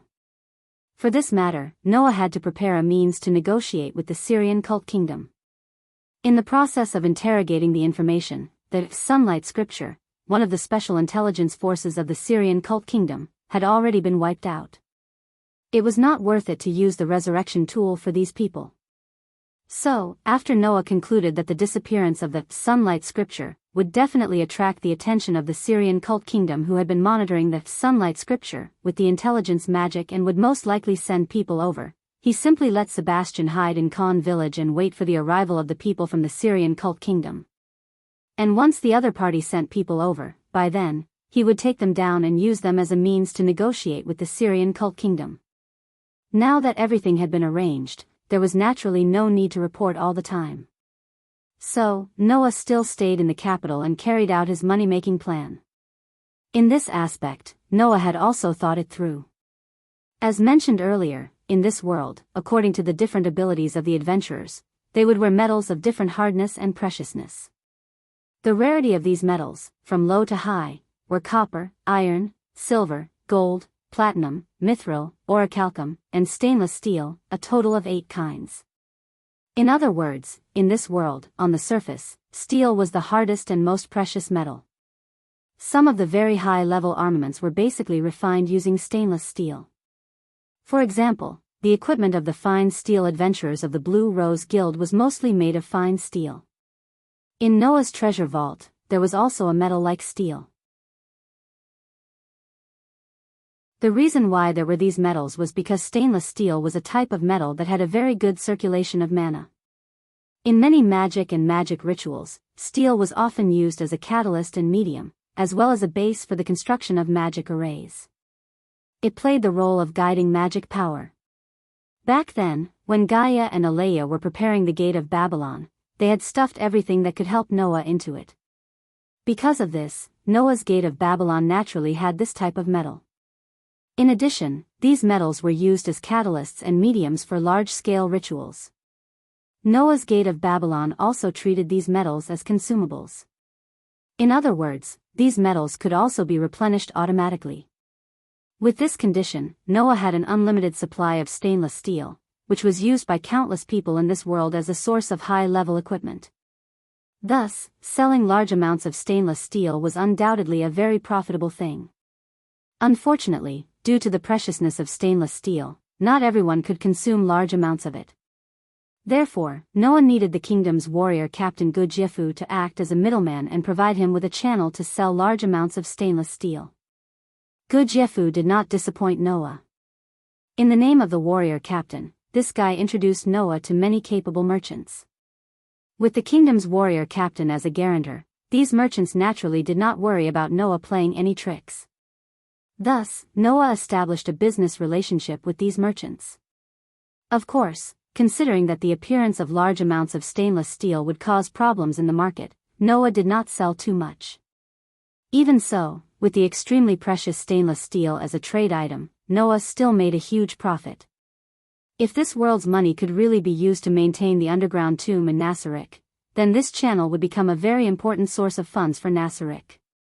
If not, then this world's money could be used to purchase other materials that could be used to create equipment, items, and other items. This channel was also very important. Thus, Noah did his best to establish a friendly relationship with these merchants to ensure that this channel would not have any problems. When all this was done, Noah did not even have time to rent a hotel. He could only stay in the kingdom's warrior captain's mansion under Gudjefu's hospitality. As for the group of Grey Rose's adventurers, naturally they would not all stay in Gudjefu's house, but they seemed to be curious about Noah. Come to think of it, there should be a lot of dealings with these adventurers in the future, right?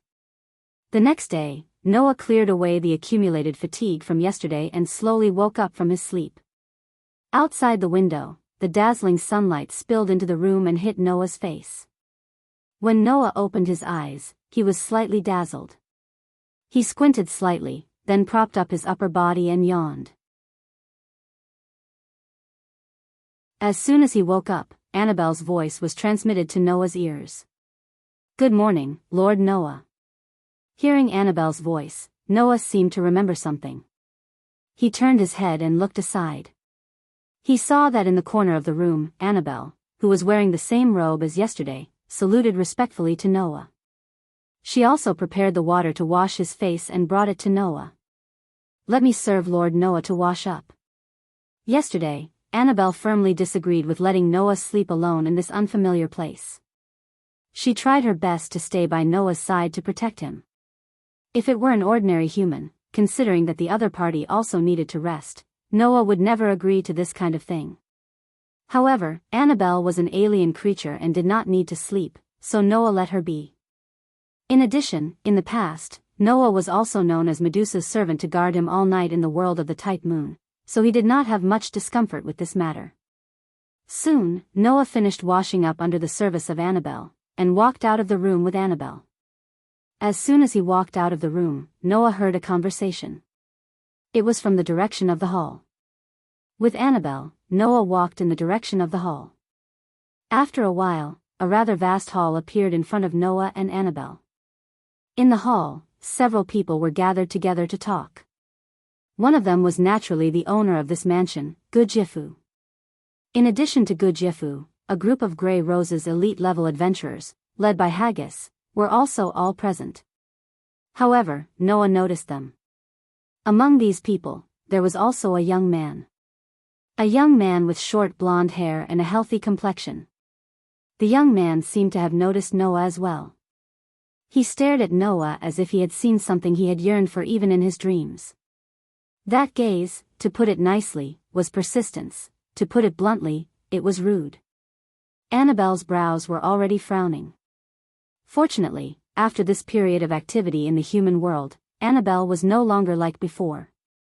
She didn't want to fight for Noah at the slightest provocation and was very good at restraining herself.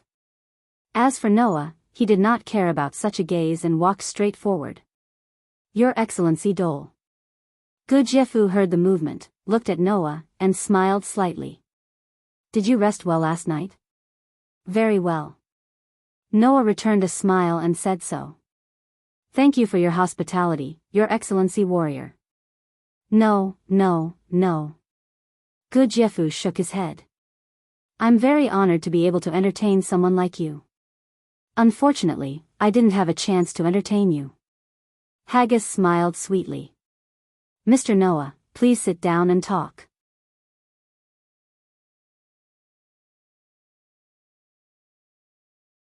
Chapter 1190. In fact, Noah's initial idea was to leave directly after greeting them. After all, led by Hagrid, one of the only two fine steel teams in the kingdom gathered together to discuss with Good Jefu, who was the kingdom's warrior captain. They must be discussing something important, right? Although Noah had met Good Jefu once and received a lot of favors from Good Jefu yesterday, it didn't mean that Noah would be tactless and disturb others when they were discussing business. After all, Noah was also an outsider, wasn't he? However, after being greeted by Hagrid, Noah was embarrassed to leave directly in front of Good Jefu, who had helped him a lot. He had to sit down at Good Jefu's suggestion. Of course, Annabelle, who claimed to be Noah's follower, still stood behind Noah and didn't sit down. She became the only one present besides the young man who didn't sit down. So, Good Jefu said to Annabelle. Your Excellency Annabelle, sit down too. No need. Annabelle didn't even look at Good Jefu and refused directly. I'm Sir Noah's follower. There's no reason to sit with the master. Is that so? Good Jefu didn't want to force it and nodded. Understood. Please forgive me for my improper consideration. Annabelle is just too serious. Noah smiled as if to smooth things over. Sometimes, even if it's my words, she won't listen. Noah's words made Annabelle, who was indifferent in front of Good Jefu and others, panic and speak quickly. No, no such thing. As long as it's Sir Noah's order, no matter what it is, I will do it. Hearing that, Noah was speechless. Of course, Noah knew about this. The sentence just now was just to smooth things over for Annabelle. However, this inflexible maid didn't seem to see anything, which made Noah a little embarrassed. So, Noah stood up and faced Annabelle. He reached out and lifted Annabelle's chin with a slightly frivolous smile on his face. Are you really going to do it no matter what? Annabelle stiffened from head to toe. Looking at Noah's frivolous smile, Annabelle's beautiful face turned red. Not to mention Annabelle, even the people present were somewhat embarrassed by Noah's sudden action. It was especially so for that young man. Even when facing the strongest warrior of the kingdom, Annabelle didn't show any expression, but when she saw Noah blushing coquettishly in front of him, her heart started to beat faster. When she realized that this wasn't good, she quickly straightened her face. There was no other way. The young man was also loyal to a person who was unbelievably beautiful. In the past, the youth did not believe that there was anyone in this world who could compete with his master in terms of appearance. Now, Annabelle's appearance made the young man realize that the world was still very big. Of course, as far as the youth was concerned, no matter how beautiful Annabelle was, she couldn't be compared with his master. However, looking at a girl who could compete with his master in terms of beauty blushing, the youth couldn't help but feel his heart beating faster. In this way, it made the others feel as if they had disturbed Noah, which made them even more embarrassed than Noah. Noah felt that it was about time. He laughed in his heart and couldn't help but pat Annabelle's pretty face. As a girl, especially a beautiful girl, you can't say to a man, I will listen to you no matter what. Otherwise, not every man can think of Pian Pian. After speaking, Noah released the blushing Annabelle's chin, turned around again, and sat down contentedly. It's really enviable that Mr. Noah can have such a beautiful follower. Hagrid smiled bitterly. To be honest, apart from Lana, I really haven't seen anyone more beautiful than Miss Annabelle. The people present nodded one after another, making the youth at the side look like he wanted to say something but stopped. Oh. Gagland grinned. This virgin seems to be unconvinced. Virgin? The corner of Noah's mouth twitched, and he cast a strange look at the youth. I'm not a virgin. The youth finally couldn't help but speak up. I have a name. My name is Clem. You actually refuted? Gagland said with some surprise. Usually, when I call you that, don't you look indifferent? That's because Clem doesn't care what others think of him. Gudjefu said helplessly. However, in front of the people Clem cares about, it's better to give him some face. Gudjefu's words made Noah's heart move slightly, and he looked at Clem. Clem's expression changed, and he also looked at Noah. Let me introduce. Mihagi spoke up at the right time. Mr. Noah should have heard of the Golden Princess, right? Mihagi's words awakened a part of Noah's memory of the information he had collected during this period of time. Of course, Noah had heard of that name before. Because, in the whole kingdom, the fame of this name, to a certain extent, was even above the kingdom's warrior captain Gudjefu and the leader of the fine steel adventurers team, Mihagi. Lana Ter Chardon Lao Van Seve. With a head of blonde hair as a symbol, she was known for her beauty and wisdom both domestically and abroad, and was praised as the Golden Princess.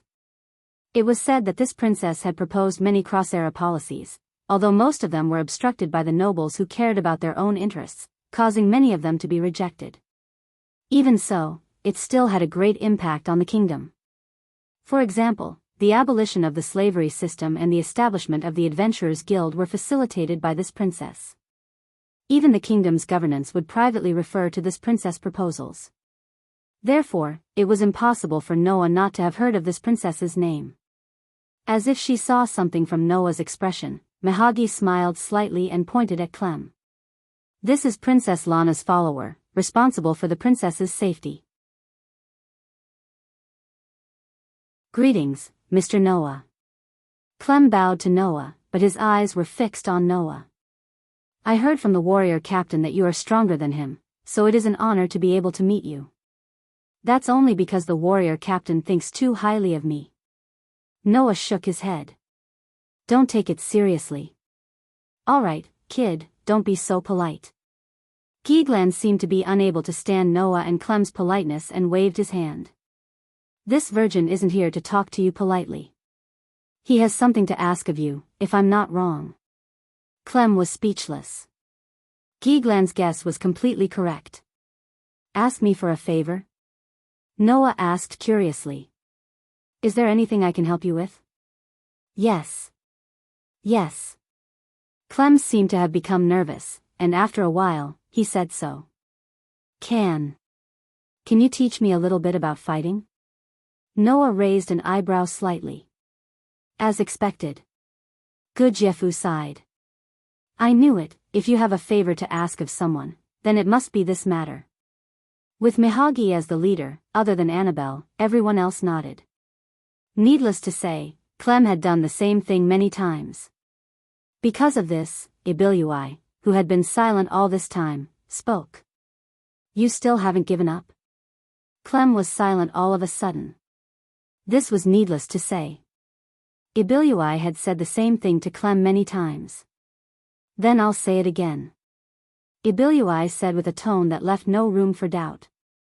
Kid, you don't have talent in this area, whether it's martial arts or magic, it's not suitable for you. So, it's best if you work hard in other areas, don't blindly hope for others to guide you and increase your strength. Clem did not say anything, but lowered his head and remained silent. Seeing this, Noah narrowed his eyes. It seemed like it was just as Ibilui said.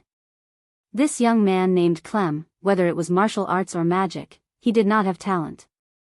But from Clem's eyes, Noah could not see the word give up. Ibilui naturally saw through Clem's thoughts. Talent is something you can't ask for. Ibilui said. No matter how hard you work, if you don't have talent, it's useless.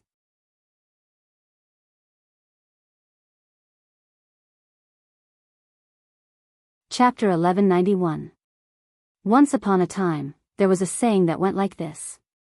The so-called success referred to 99% hard work and 1% talent. From this saying, there was no doubt that hard work was the most important thing for a person to do something. Thus, there was the saying that the clumsy bird flies first. However, if the smart bird flew with all its might from the start, could the clumsy bird catch up? The answer was naturally no. Thus, some people said. Although 99% hard work was important, that 1% talent was more important than 99% hard work. If the so-called success was 100%, then even if talent was a small part of it, without it, even if 99% of hard work was put in, lacking that 1%, one would never be able to achieve success. It was all right to apply this phrase to Clem. Clem himself was the clearest. Although he was the princess's follower, Clem's strength wasn't that outstanding. At most, he was slightly stronger than ordinary warriors and soldiers. In terms of adventurers' levels, Clem was roughly equivalent to a gold adventurer. In terms of Yggdrasil's level, Clem was around level 10.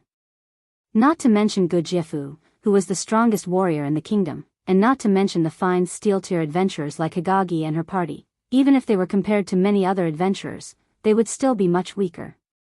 Originally, with Clem's strength, it was impossible for him to become the follower of such a famous princess. The reason why Clem could become the princess's attendant was that when he was young, he was picked up by the princess when he was on the brink of death. That was how he became the princess's attendant. Therefore, the reason why Clem could become the princess's attendant was not because of his outstanding strength, nor was it because of his amazing talent, but because of his fortuitous encounters when he was young. Furthermore, Clem didn't have any talent in martial arts or magic. Putting aside the fact that he hadn't learned any magic, just the ability of a warrior was enough. No matter how much Clem practiced with the sword, even to the point where his hands were bleeding and blisters were breaking out, he still wasn't able to reach the level he had hoped for. A gold adventurer. For those with extraordinary talent, it was a low wall that could be easily crossed. But to Clem, it was an achievement that he had worked so hard to achieve. Then, recently, Clem felt it. The speed of his improvement was getting slower and slower, to the point where it was infinitely close to zero. If this continued, Clem would not be able to make any more progress. He would only be able to achieve this in his lifetime. It was because of this that Clem couldn't wait to ask for guidance after knowing that Noah was an existence more powerful than Gudjefu. Perhaps, Noah had a way to solve his predicament. At least, Clem didn't want to admit defeat, let alone give up. Thus, Clem could only remain silent in the face of Ibilua's words. But Ibilua could easily see the emotions behind Clem's silence and said mercilessly. Some say that talent is a bud before it blossoms. Everyone has it. The only reason why people think they don't have talent is because their talent hasn't bloomed yet. But if you ask me, that's just wishful thinking. Now, one of the most common stories people hear is about a person without talent who relied on his own hard work to become a hero. Because of that, ordinary people can have dreams and hope. Ibilua snorted. But I want to say that it's not because they don't have talent. It's because they haven't worked hard enough. The talent hidden deep within their bodies hasn't been awakened yet. That's different from you. Ibilua spoke with confidence. Because you've worked hard, but that's all you've got. Clem's lips parted slightly, but in the end, he couldn't say anything. It wasn't just Clem. Even Hagrid and Gudjefu were silent. They didn't say anything. Talent isn't something everyone has. Some have it and some don't. Ibilua glanced at Clem. So, I won't ask you to give up, but you better not force yourself too much.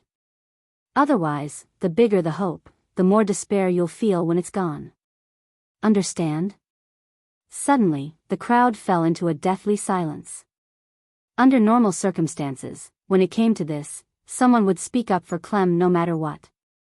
But whether it was Hagrid or Gudjefu, no one chose to speak up for Clem. Noah could see that it wasn't because everyone here didn't care about Clem. On the contrary, everyone here was familiar with Clem, so they didn't choose to speak up. Most likely, everyone here had seen Clem's desperate efforts, but he hadn't been able to get the results he wanted, right? Thus, when they saw Clem forcing himself like a moth to a flame in the pursuit of power, they couldn't bear to see him like this. Instead of letting him continue like this, they felt that it was better to speak up. That way, it wouldn't be so hard for Clem. Ibilua also had the same feeling, which was why she said such unpleasant words. In other words, everyone here was just worried that Clem wouldn't be able to hold on one day. In fact, Noah more or less agreed with Ibilua's words. As mentioned before, 99% of effort was very important, but that 1% of talent was also indispensable. Of the two, no matter which one was missing, it would be impossible to achieve the final success. But, although I agree that it's very hard to not have talent, there's one thing I don't agree with. Just like that, Noah suddenly said such a sentence when everyone was silent. Perhaps, talent isn't something everyone can have, but it's also impossible for a useless person to exist. This sentence was like a ray of sunshine, instantly dispelling the gloomy atmosphere. Everyone immediately cast their gazes at Noah, their expressions somewhat stunned. Clem's eyes lit up as he stared at Noah. Under everyone's gaze, Noah shrugged and said,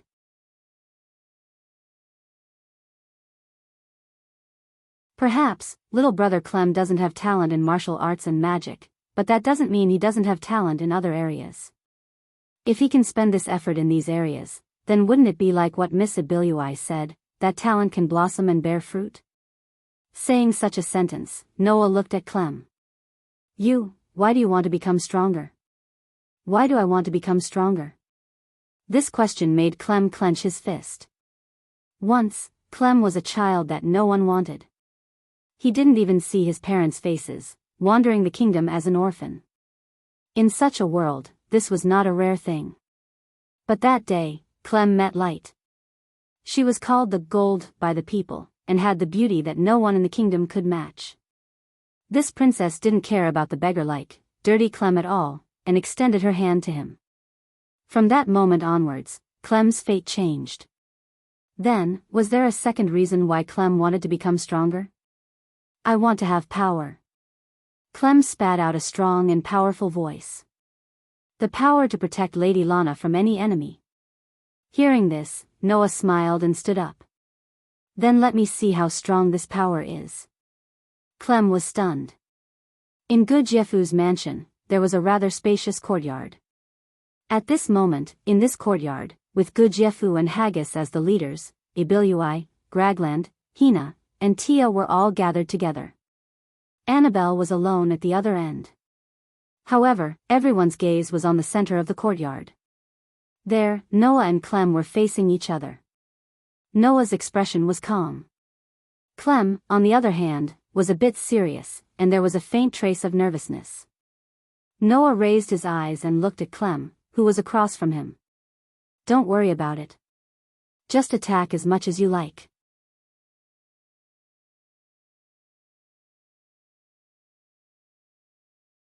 Chapter 1192. Noah's words startled Clem. After hesitating for a moment, he asked tentatively, "Are you not going to use any weapons?" Indeed. Even though Clem wasn't equipped with any equipment, he still had a long sword at his waist.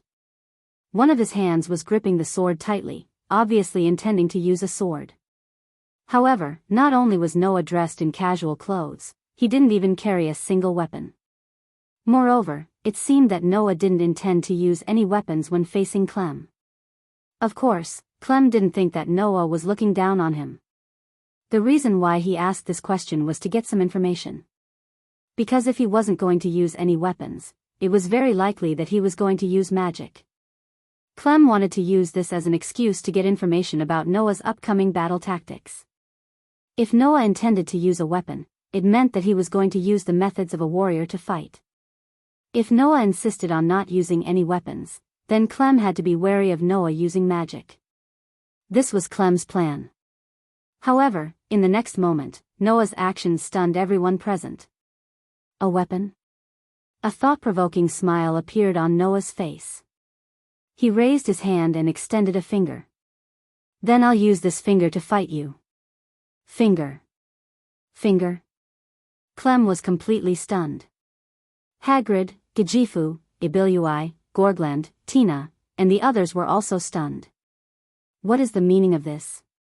Gorgland frowned. "Is that guy looking down on us?" The others exchanged glances with each other before turning to look at Noah with a slightly serious expression. They wanted to see how Noah intended to fight with a single finger. On the other hand, looking at Clem's dazed expression, Noah revealed a mischievous smile. "What? Not going to attack? Don't tell me you're afraid of my finger?" Noah's words made Clem react. He stared at Noah's finger, trying to see something from it. Unfortunately, no matter how he looked, Clem could only see a very ordinary finger. With no other choice, Clem could only warn himself that he had to be more vigilant. The other party was an expert that even the strongest warrior in the kingdom admitted to being inferior to. Then, no matter what kind of method the other party planned to use, compared to Clem, he would only be stronger, not weaker. If he let his guard down because of this, it would be over. Thus, Clem took a deep breath and slowly pulled out the long sword at his waist. He pointed it at Noah and lowered his waist as he spoke in a low voice. Then, I'm going. The moment he finished speaking, Clem was like a spring that had been pushed to its limit. His entire body suddenly shot out and swept towards Noah. His speed was naturally faster than anyone present. However, the distance between Noah and Clem wasn't that far to begin with. Thus, in just a blink of an eye, Clem flashed in front of Noah and raised the long sword in his hand above his head. With a tearing sound, he heavily chopped down at Noah's shoulder. Although he didn't think that he could win against Noah, but Noah wasn't equipped with a single piece of equipment, and he didn't have a single weapon in his hand, so Clem subconsciously showed mercy. However, in the next second, Clem realized there was no meaning in showing mercy at all. Clang dash. Following a clear sound of metal clashing, Clem's long sword that was aimed at Noah's shoulder was directly blocked. It was blocked by a finger. Wah! Clem was shocked. Even Haggis, Gudjefu, Ibilui, and the others had looks of surprise on their faces. Then, Noah's voice sounded with some helplessness. So, didn't I say? Noah looked at Clem's shocked face and smiled. You don't have to worry. Just attack as you please. After saying that, Noah slightly bent his finger, which was blocking the sharp long sword, and fiercely flicked the tip of the long sword. Clang dash. With a bell-like impact, Clem was unable to resist the slightest bit of force with his ability. The force was reflected back from the long sword in his hand. Clem was sent flying along with his sword.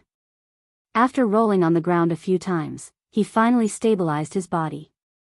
The whole place suddenly went silent. Noah. Lord Noah. Clem looked at Noah in shock.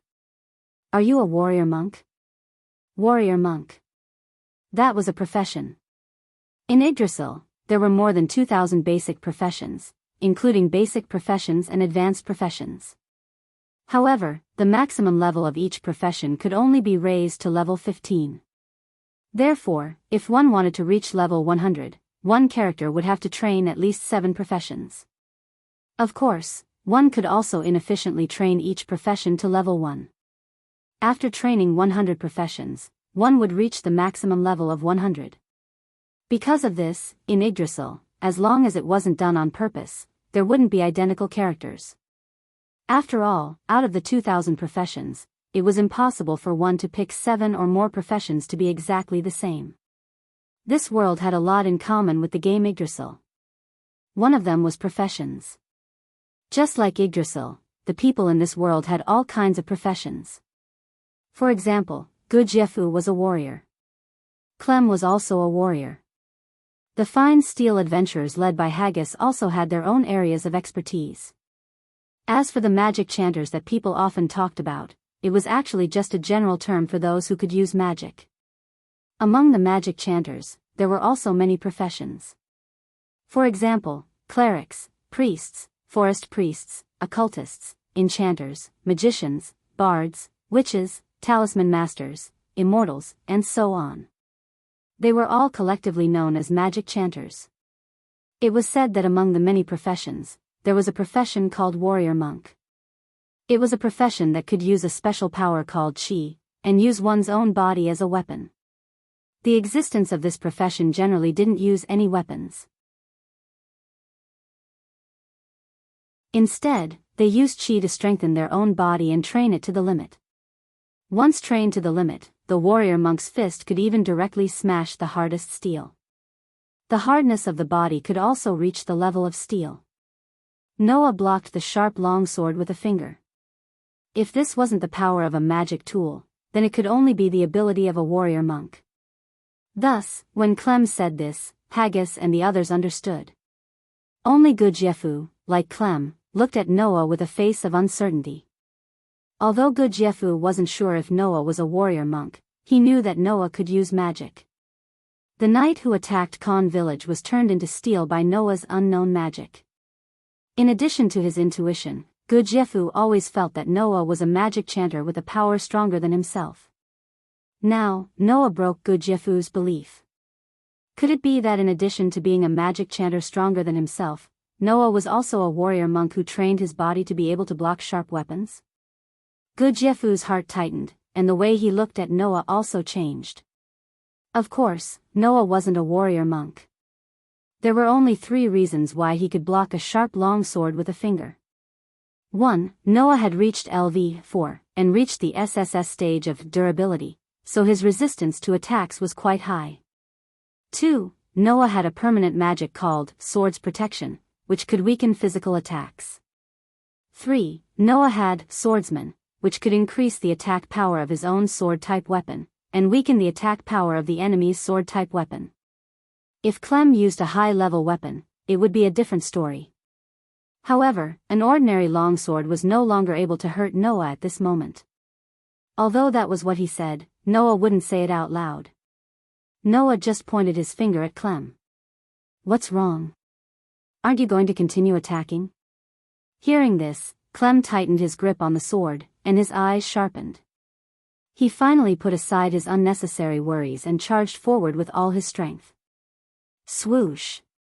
In the whistling sound of the wind, the sharp longsword once again slashed at Noah.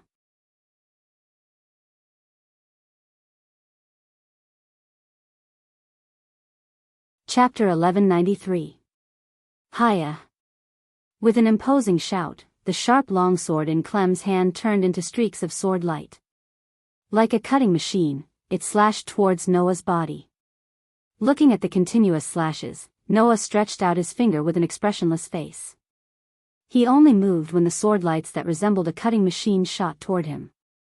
On the side, everyone could only see that just like Clem's slash, Noah's hands suddenly turned into a blur as it danced continuously. Clang, clang, clang, clang. Immediately, the numerous merciless slashes that were rushing toward Noah were blocked by his extremely ordinary finger amidst clear clashing sounds. Clang. When the last slash landed on Noah's finger, and the sharp longsword was blocked by Noah's finger, everyone present saw it. Noah blocked one slash after another. His fingers, which were as hard as steel, suddenly moved. Like an arrow leaving the bowstring, he swept towards Clem's forehead and flicked his finger. Bang! Undoubtedly, it was just a flick of the forehead, but it caused a muffled sound. With a muffled sound, Clem was abruptly sent flying by that extremely ordinary finger. Like a kite with a broken string, he slammed into a wall amidst the sharp sound of breaking air. Cough. Clem only felt that all the air in his chest had been spat out at this moment. His head felt as if it had been hit by a stick, and even his vision became blurry. Logically speaking, if one's head was struck by a force that could send a robust youth flying, it wouldn't be strange for one's head to explode. However, Clem didn't feel any intense pain on his forehead. He only felt a sharp pain on his back when he hit the wall. Clem knew what this meant. It meant that not only did Noah have the terrifying ability to block sharp longswords without suffering any injuries, he could also control this ability to perfection. When Clem felt dizzy and his vision became blurry, Noah's voice sounded again. "If that Princess Lana was here right now, I would only need a single second to kill her while you're still lying there." Clem's heart trembled. A strong emotion burst forth from Clem's heart, causing Clem's willpower to soar several times. His incomparably dizzy mind was forcibly stirred up, and he gradually regained consciousness. His vision began to recover. The person who pointed a finger at him was also imprinted in Clem's eyes. Clem tightly clenched his teeth and forced his body to support himself. With one hand on the wall, he stood up shakily. The entire process was extremely difficult, but in the end, Clem successfully stood up. Seeing Clem like this, Noah narrowed his eyes and suddenly smiled. So that's how it is. Your kind intentions are truly rare. After saying this, Noah's expression changed.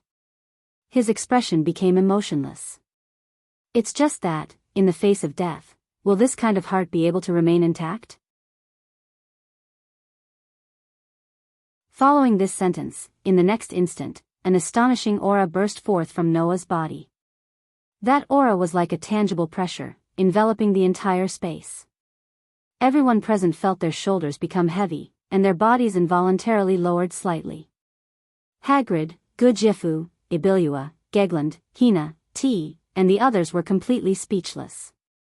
Because, even if they were steel-grade existences that stood at the peak of humanity, they still felt a burst of shock. Even these players who were at least level 29 were in such a state, let alone Clem, who was only level 10. Clem felt as if his heart was being squeezed tightly by a hand. On the opposite side, Noah's figure suddenly expanded to an indescribable height in Clem's eyes, making Clem feel as if his breathing had stopped. It couldn't be helped. Without using authority, even if he didn't use the power of Demon Slayer, or Gate of Babylon, Noah was still comparable to a level 100 existence. The aura released by a level 100 existence made even Ibilua, who was estimated by Noah to be around level 50, stiffen, not to mention Clem who was around level 10. However, Noah didn't care about Clem's reaction at all and slowly opened his mouth. Until now, you were the one who launched the attack. Now, it's time for me to attack. Saying this, Noah's voice pierced Clem's heart. So, if you don't want to die, then resist with all your might. At this moment, Noah's voice was already far away in Clem's ears, as if it had become incomparably distant, but Clem heard it clearly. Thus, Clem knew. 1 second. In the next second, if he couldn't react, then he would die. Rationally, Clem told himself that Noah wouldn't suddenly kill him and kill him. However, when he felt Noah's aura coming towards him like a storm, Clem couldn't help but think this way. Perhaps, he really would die. Death. His brain couldn't function anymore. His body couldn't move. At this moment, there were two kinds of emotions in Clem's heart. 1. Fear. 2. Anger. The fear was the fear of Noah. Anger is anger at oneself. Clem could tell anyone without hesitation that he wasn't afraid of death. If he could die for his master, then it didn't matter when he died. However, the master he needed to protect wasn't by his side, nor was he facing any danger. Instead, he was waiting for his guards in the palace. Under such circumstances, how can I die without doing anything? Clem roared. In his heart, his anger towards himself overcame his fear. At this moment, Clem seemed to hear a pop sound in his brain, as if something was opened. Immediately, a torrent rushed back and forth in Clem's body. That torrent was called power. Then, Clem felt it. His hands could move. His feet could move. His senses seemed to have reached their limits, and he could even feel the vibrations in the air. As everyone knew, in order to prevent the body from overloading, the human brain would limit the power of the muscles to a certain extent. However, when one reached the limit, the brain's limit on the muscles would be temporarily lifted, allowing the body to display an unimaginable explosive power. At this moment, the human brain would secrete a large amount of hormones, and their thinking ability would be focused on survival. The brain would be able to process all kinds of huge amounts of information at high speed, searching for the best way to act. Now, Clem was in such a situation. Thus, in that instant, Clem's physical body, perception, and physical abilities were raised to a whole new level. His strength, which was originally only at the level of a gold adventurer, was promoted to platinum adventurer in one go. Hiya! With an explosive shout, Clem gripped his sword so tightly that his veins popped out. He bent down and suddenly shot towards Noah like a bullet fired from a gun. In the next moment, a sword that flashed with cold light cut through the air. With a sharp sword hum, it slashed towards Noah's direction. Clang! A crisp sound that was louder than any of the previous collisions resounded throughout the courtyard. However, it was not the sound of fingers clashing with swords. Instead, it was the sound of the overly powerful slash that caused the sharp longsword to break into two pieces. The broken sword was thrown into the air and spun like a windmill. Finally, it stabbed into the ground in the distance. Clem, on the other hand, gripped the remaining half of his sword tightly and stared at Noah.